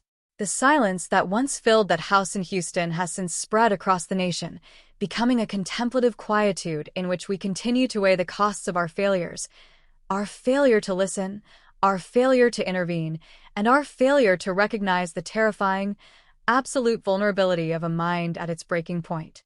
This eighth and final reflection serves as a synthesis of the journey, an attempt to distill the essence of the case into a lingering understanding that honors the victims and acknowledges the immense complexity of the perpetrator's condition. The memory of the 5 children, Noah, John, Paul, Luke, and Mary, remains the true, beating heart of this narrative, a reality that persists regardless of the passage of time or the clinical reclassification of the events that claimed them. Their lives were not just a sequence of births and a premature, violent end. They were individual, unfolding futures that were severed in a moment of pure, psychotic darkness. Their existence in our collective memory acts as a necessary check against the tendency to intellectualize the case, to strip away the visceral horror in favor of legal or medical abstraction. We must never allow the discourse surrounding the insanity defense or the systemic critique of the medical field to overshadow the primary, simple fact that 5 children who were entitled to grow, to experience the world, and to find their own paths, were deprived of everything. This realization is the cornerstone of our empathy and the fundamental motivation for why we continue to analyze, to discuss, and to hold space for the Yates case in the national narrative. It is a reminder that every statistic, every clinical diagnosis, and every court verdict is ultimately anchored to a human life that was extinguished in an act of total, irrevocable betrayal. As we continue to navigate the complexities of mental health in our modern world, the story of Andrea Yates reminds us that the mind is a delicate, often inscrutable system. The speed with which her condition deteriorated, from a functioning, dedicated mother to a person consumed by an all-encompassing, murderous delusion, is a terrifying demonstration of how easily the foundations of our reality can erode. It demands a level of vigilance that is difficult to sustain, a commitment to monitoring not just the physical well-being of those around us, but the internal, often silent, degradation of their mental landscapes. The tragedy highlights the necessity of destigmatizing psychiatric care, ensuring that those in the throes of crisis can seek help without fear of judgment, and creating systems that are robust enough to catch the individuals who, like Andrea, are slipping through the cracks of a fragmented social and medical support network. It is a clarion call for the normalization of mental health dialogue, making it as common and as supported as the dialogue surrounding physical wellness. The role of the husband, Russell Yates, remains a complex and poignant aspect of the saga, serving as a reminder of the agonizing burden of choice. His life has become a testament to the fact that there are some decisions which, despite their grounding in good intentions, can lead to consequences of tectonic proportions. His story is not one of villainy, but of human fallibility caught in the crosshairs of a crisis that was beyond his training, his experience, and perhaps even his imagination. The public and private scrutiny he has endured is a reflection of our need to identify a point of fault, a place where a different choice could have changed the outcome. Yet, the tragedy of the Yates family demonstrates that the collapse of such a fragile system is rarely the result of a single error, but a cumulative series of oversights, cultural pressures, and a profound, tragic misunderstanding of the severity of postpartum psychiatric disorders. His legacy in this case is one of enduring, quiet sorrow, a figure representing the devastation that follows when the safety nets we construct prove insufficient against the weight of a catastrophic psychiatric breakdown. Looking forward, the case of Andrea Yates will continue to serve as a pivotal reference for future generations of lawyers, psychiatrists, and social workers. It is a curriculum of human fragility, teaching us that the law must remain flexible and informed by science, and that medicine must remain holistic and anchored in the reality of the patient's life. It reinforces the idea that we cannot simply treat the symptoms of mental illness in isolation. We must address the environments in which people live, the pressures they face, and the ideologies that can exacerbate their vulnerabilities. The case acts as a permanent, cautionary beacon, urging a culture that is often too fast to judge and too slow to help to pause, to observe, and to cultivate a deeper, more structural sense of responsibility toward one another. It is a lesson in the necessity of humility, the acknowledgement that we do not fully understand the depths of the human mind and that, consequently, our support systems must be characterized by a humility that welcomes the input of multiple disciplines and a steadfast, unwavering commitment to the protection of the most vulnerable. Ultimately, the story of Andrea Yates is a narrative about the absolute, terrifying boundaries of what it means to be human. It is a story about the fragility of the maternal bond, the vulnerability of the innocent, and the immense, often overwhelming responsibility of those who are meant to be the guardians of life. The silence in that Kerrville facility, where Andrea Yates resides today, is not an ending. It is a continuation, a physical manifestation of a tragedy that has become a permanent, haunting part of the human record. It serves to remind us that we are all, in various ways, tethered to the health and sanity of our communities, and that the collapse of one mind can, in the most horrific circumstances, bring the world of others to a sudden, violent, and permanent end. The case asks us to carry this awareness with us, not as a source of paranoia, but as a source of purpose, to be the observers, the caretakers, and the advocates who ensure that when the dark begins to gather around a person, there is a hand reached out to hold them, a system ready to support them, and a society committed to the belief that no one should be left to confront the breaking of their own mind in silence. We must conclude this reflection by returning to the stillness of that house in Houston on that June morning, not to re-witness the horror, but to acknowledge the profound, echoing silence it left behind. That silence has been filled with years of analysis, debate, and evolution, yet it remains, at its core, a memorial to the 5 lives that were lost. The story of Andrea Yates is, and will always be, a weight on the conscience of a nation, a weight that serves as a necessary anchor in our pursuit of a more compassionate, vigilant, and aware society. We remember the victims by committing ourselves to a future where such tragedies are not treated as inevitable, but as preventable. We remember the perpetrator by treating her as a human being whose profound suffering and total mental collapse ended in an act of absolute destruction. And we remember the family by recognizing the immense, irreparable cost of the failure to intervene in time. This is the final, essential takeaway of the Yates story, that the protection of the mind and the preservation of life are the most interconnected, the most vital, and the most solemn responsibilities we share as a community. The narrative does not provide us with peace, but it does provide us with a lens, a clear, albeit harrowing, view of the stakes involved in our collective duty to each other. As the years continue to turn, the Yates case will remain a part of our shared history, a testament to the darkness we are capable of and the light we are responsible for nurturing. It is a story that mandates our continued engagement, our critical examination of the systems we build, and our unwavering commitment to the idea that every life, no matter how fragile, deserves to be protected from the encroaching shadows of the mind. This concludes the account of a life shattered and a legacy that continues to demand our attention, our empathy, and our firm dedication to a world that better understands, better supports, and better protects its own. The finality of the tragedy is matched only by the necessity of the lesson it provides, ensuring that while the past cannot be changed, the future remains a space where we can strive, with every passing day, to be more than just observers of the storm, but active, conscious guardians against it. The story of Andrea Yates is, ultimately, a story of an ending that should never have been, and a call to action that must never be silenced. The conclusion of the Andrea Yates narrative in the public sphere is a complex integration of legal precedent, medical history, and the enduring, raw weight of human tragedy.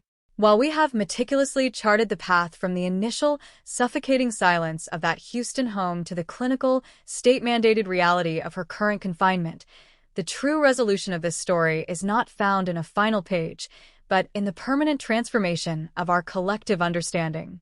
The case serves as an open-ended lesson, a continuous reference point for every subsequent discussion regarding postpartum psychosis, the insanity defense, and the systemic responsibility of a society toward its most vulnerable members. It remains a fixture in the annals of American history precisely because it resists a simple moral categorization.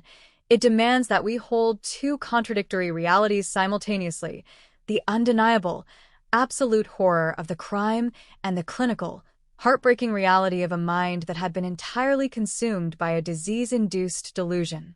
This duality is what keeps the Yates case alive, forcing every student of the law, every practitioner of mental health, and every observer of the human condition to grapple with the limitations of our ability to prevent such total collapses.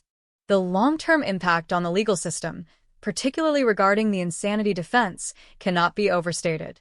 The oscillation between the initial guilty verdict and the final acquittal by reason of insanity reflects a maturation in the way the justice system weighs clinical truth against the moral impulse to seek retribution.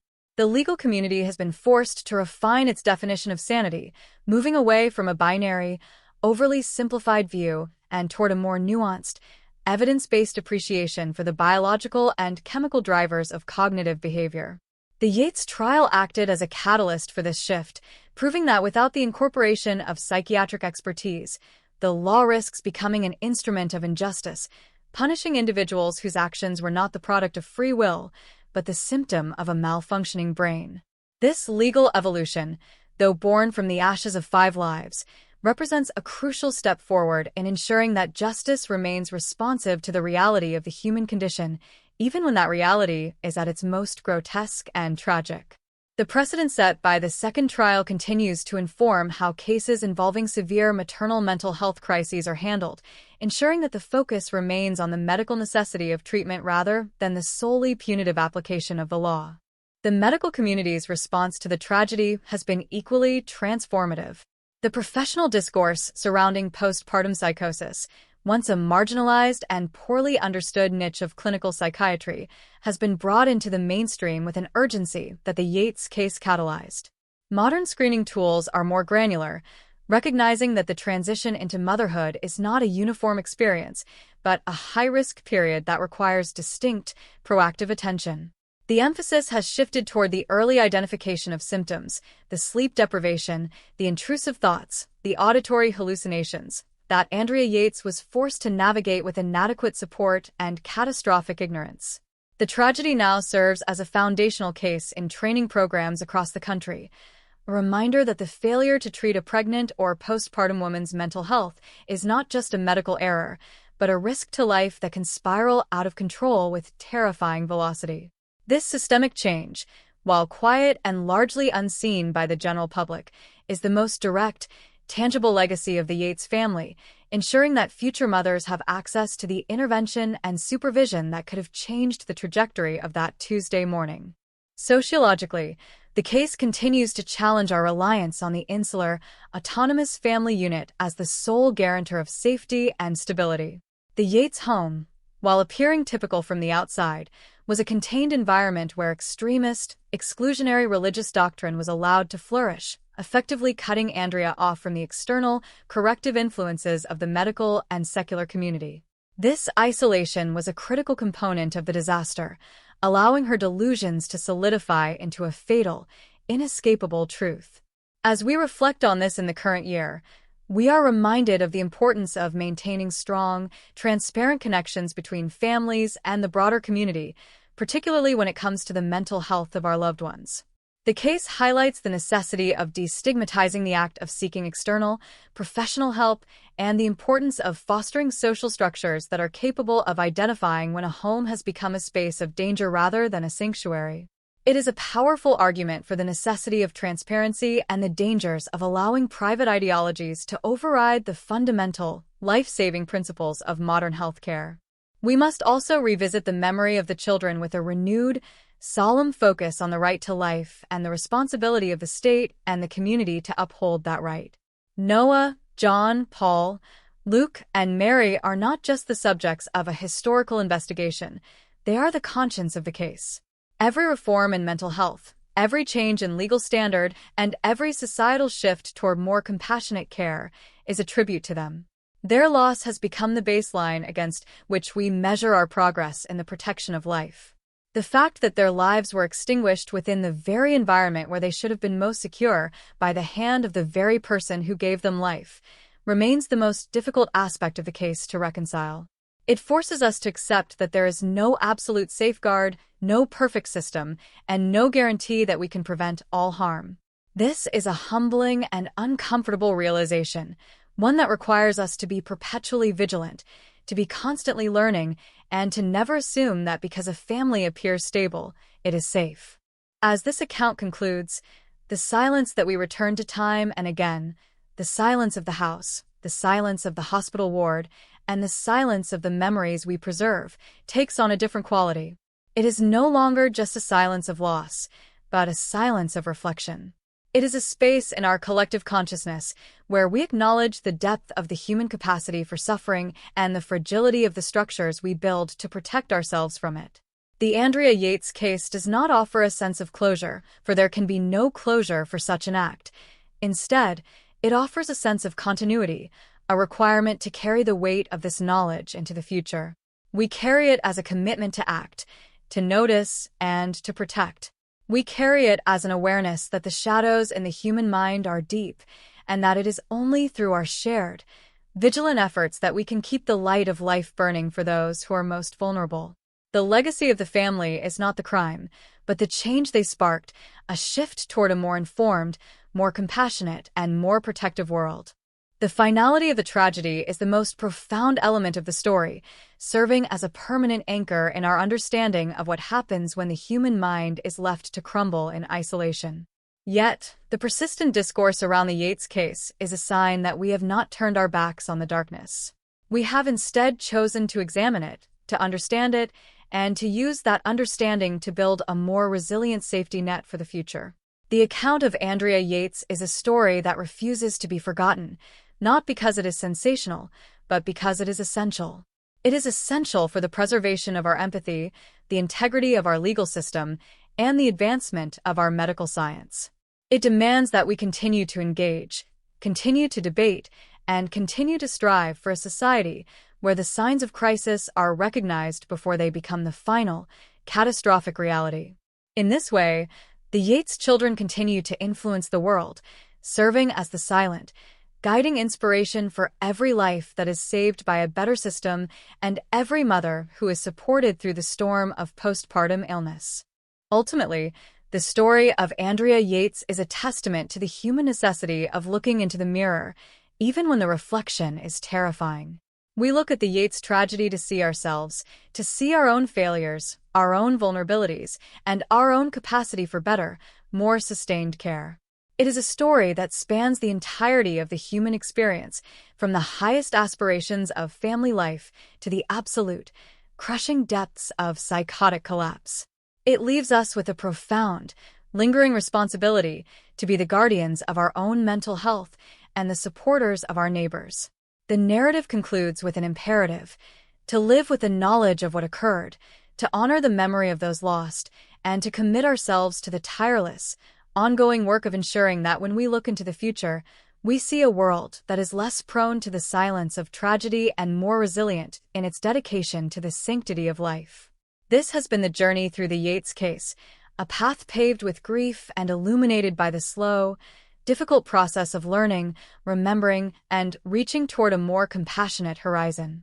The story ends, but the mandate remains, echoed in the stillness of our own reflection on how we live together and how we ensure that no one else is lost to the silence of a mind left in the dark.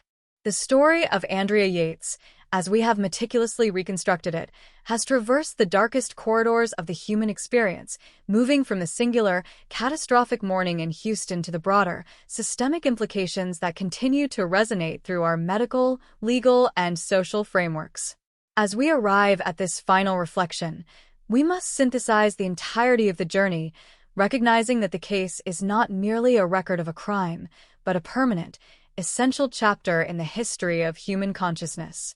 It represents the ultimate intersection of vulnerability and failure, a point where the fragility of the maternal psyche collided with the inadequacy of the support systems meant to safeguard it.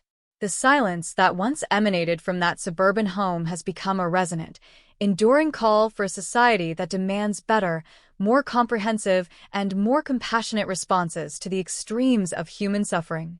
We look back not to find comfort, but to ensure that the memory of the 5 children, Noah, John, Paul, Luke, and Mary, is preserved as the foundational imperative for all future efforts in mental health care and protective policy.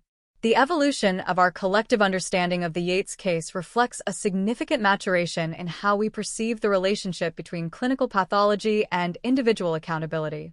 The legal system's shift from the blunt instrument of a guilty verdict to the recognition of insanity was a necessary, difficult transition, one that acknowledged the reality that a mind can be so fundamentally compromised by illness that it no longer functions as a moral or legal agent.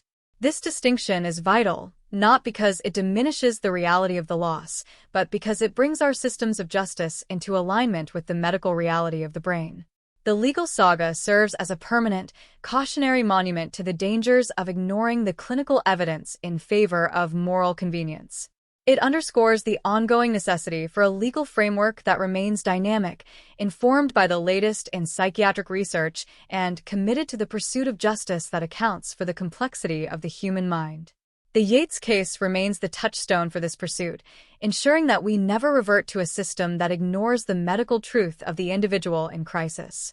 In the realm of medicine, the tragedy continues to serve as an uncompromising baseline for maternal mental health.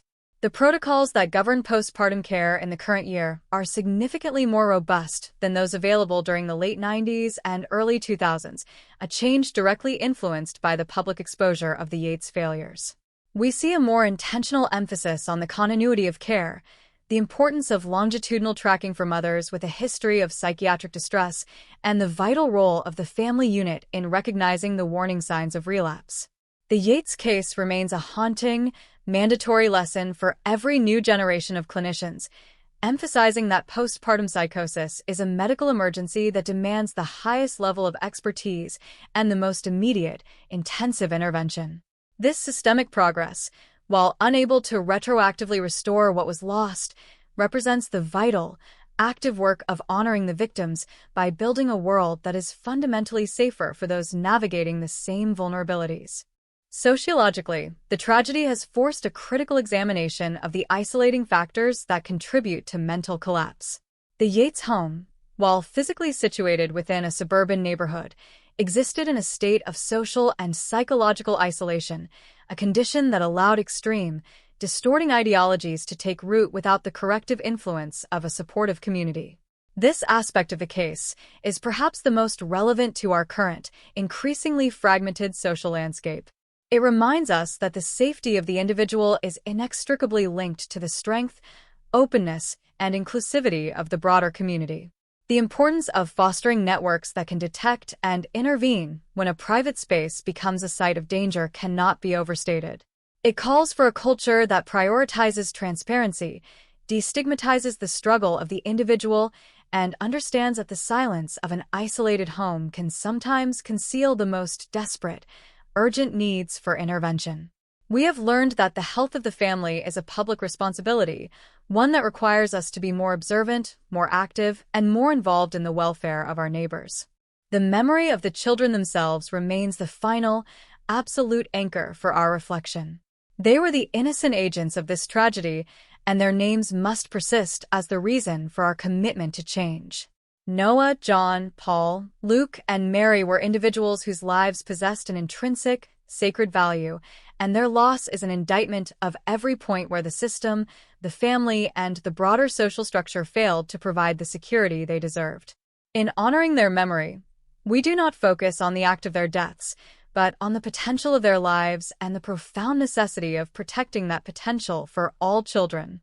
This commitment is the only valid response to the erasure of their future.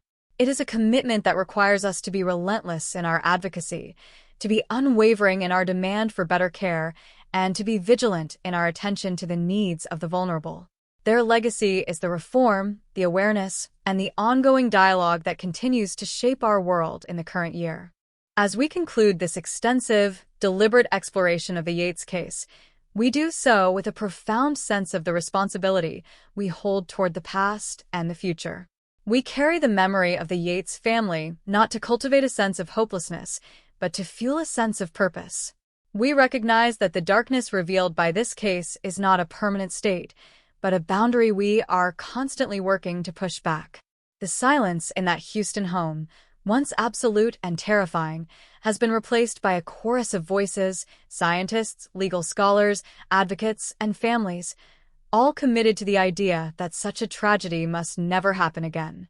This collective, enduring effort is the ultimate legacy of the case, a testament to the idea that from the most profound despair, we can forge a path toward a more informed, more protective, and more deeply empathetic world.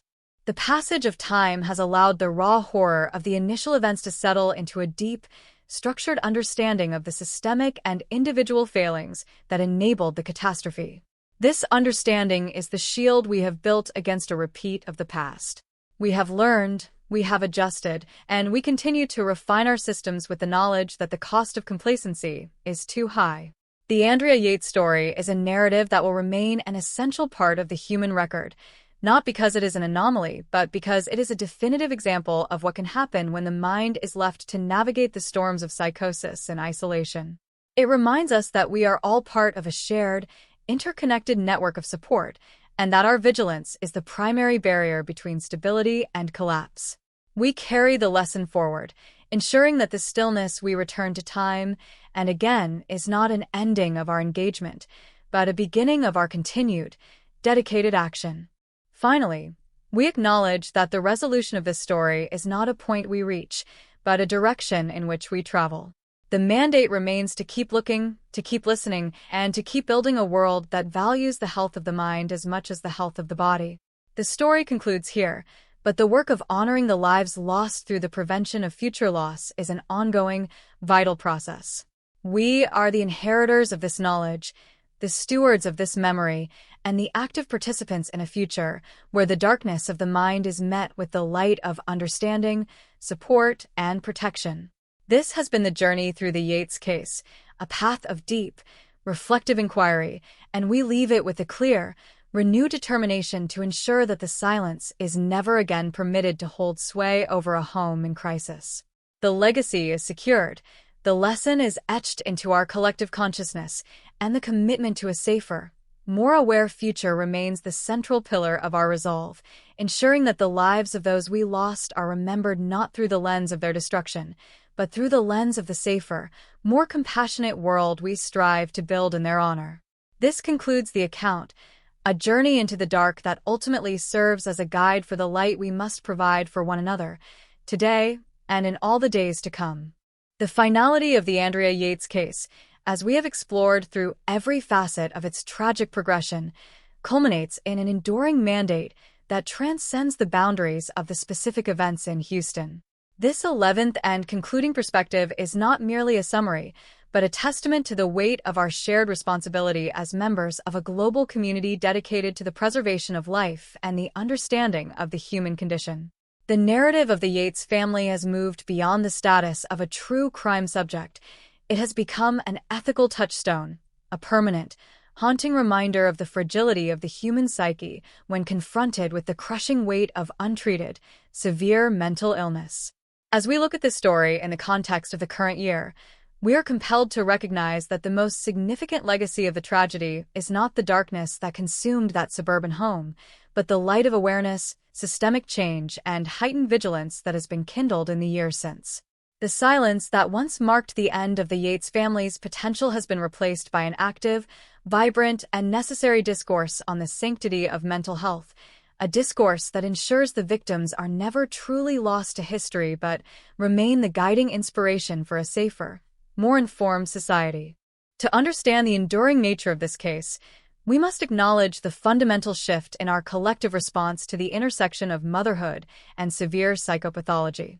We have transitioned from a reactive, punitive posture toward one that prioritizes clinical intervention, longitudinal support, and the destigmatization of the postpartum experience. The systemic failures that left Andrea Yates without adequate supervision and without an integrated support network are now the very failures that inform our modern approach to maternal health care.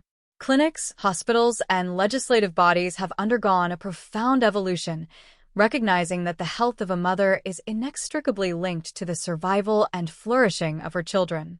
This recognition is the primary safeguard we have built in the wake of the tragedy, a shield constructed from the painful realization that ignoring the psychological collapse of a mother is an invitation to a catastrophe that ripples through time, forever altering the world for everyone involved. The legacy of the Yates children is written in every updated medical protocol, every mandatory screening, and every instance where a mother in crisis is met with professional, compassionate support instead of isolated, judgmental silence.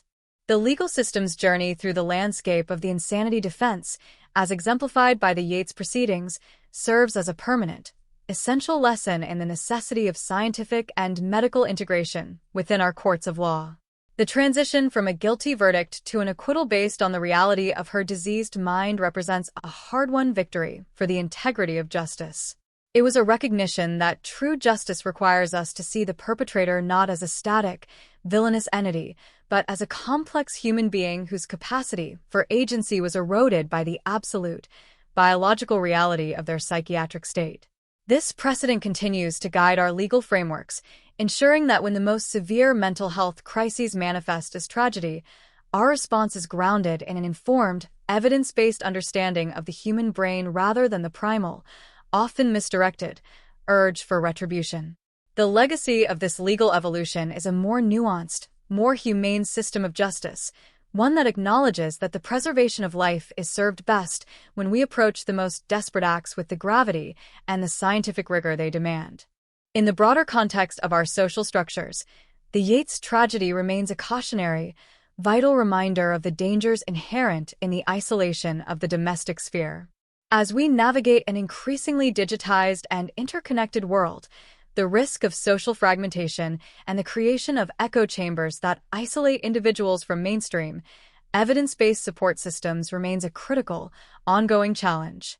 The Yates home, functioning as an insular universe where extremist dogma could displace medical reality, continues to serve as an example of what happens when the vital, external connections to the community are severed.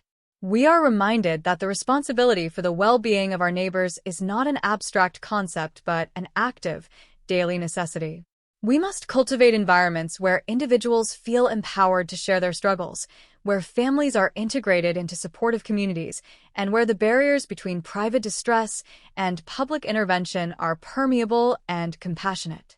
The case mandates that we reject the notion of the private home as an untouchable domain when the internal reality has begun to slide into the realm of danger and the necessity for protective action becomes absolute.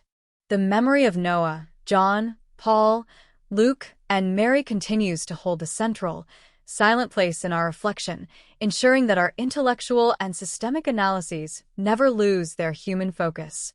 They were the victims of a catastrophic failure, and their names remain the most important anchor for our ongoing efforts to build a world where the protection of life is the absolute priority. In their honor, we commit ourselves to a future where the silence that once enveloped their home is never again permitted to become the shroud for a family in crisis. We honor them by refusing to let their story fade into the background of historical data, and instead, we bring their memory to the forefront of our dedication to mental health awareness, legal reform, and social connection. Every life saved, every mother treated, and every family kept together through the vigilance of the modern support systems we have built is a silent, enduring tribute to the 5 children who were lost and whose memory continues to guide our path forward.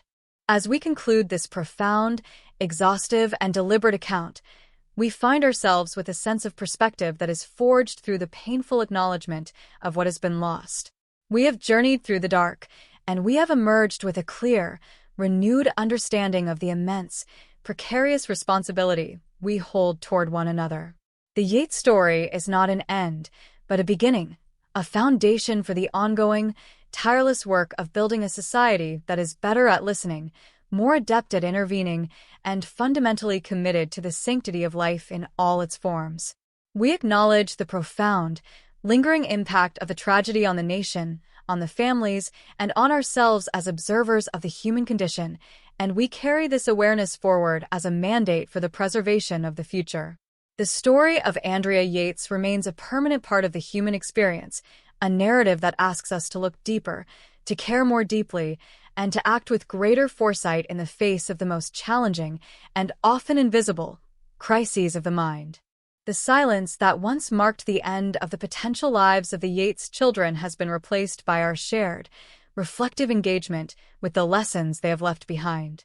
We have learned that the mind is a landscape that can harbor both the most profound love and the most destructive storms, and that our only path forward is to traverse this terrain with empathy, vigilance, and an unwavering commitment to the truth of the human brain. The conclusion of this account serves as a final, resonant affirmation that we have not turned our backs on the darkness. We have instead chosen to use the knowledge we have gained to illuminate the world around us, ensuring that the shadows are understood, challenged, and kept at bay through the collective dedication of our systems, our communities, and our individual willingness to be there for one another. The legacy of the Yates family is secured, not in the quiet of a hospital, but in the active, ongoing, and vital dedication of a society that has learned, through the most difficult path imaginable, how to better protect its own. This has been the full account, a testament to the resilience of the human spirit in the face of the most harrowing of realities, and a commitment to the preservation of life in all its complexity. We leave this narrative with a clear, resonant sense of purpose, to be the guardians of the vulnerable, the observers of the silent, and the stewards of a world that values the health of the mind as the essential foundation for the health of our shared future. The story concludes, but the duty remains, echoed in the stillness of our own reflection on how we live together and how we ensure that no one else is lost to the silence of a mind left in the dark. We move forward with the knowledge, the empathy, and the firm, unwavering determination to be the light that prevents the silence from ever returning to the home of a family in need. The memory remains, the lesson is held, and the path forward is illuminated by the commitment to a safer, more compassionate, and more aware world for all. This is the ultimate, essential legacy of the Andrea Yates case, a story that began in a moment of unimaginable destruction and continues as a beacon of our shared, dedicated, and evolving commitment to the sanctity of life.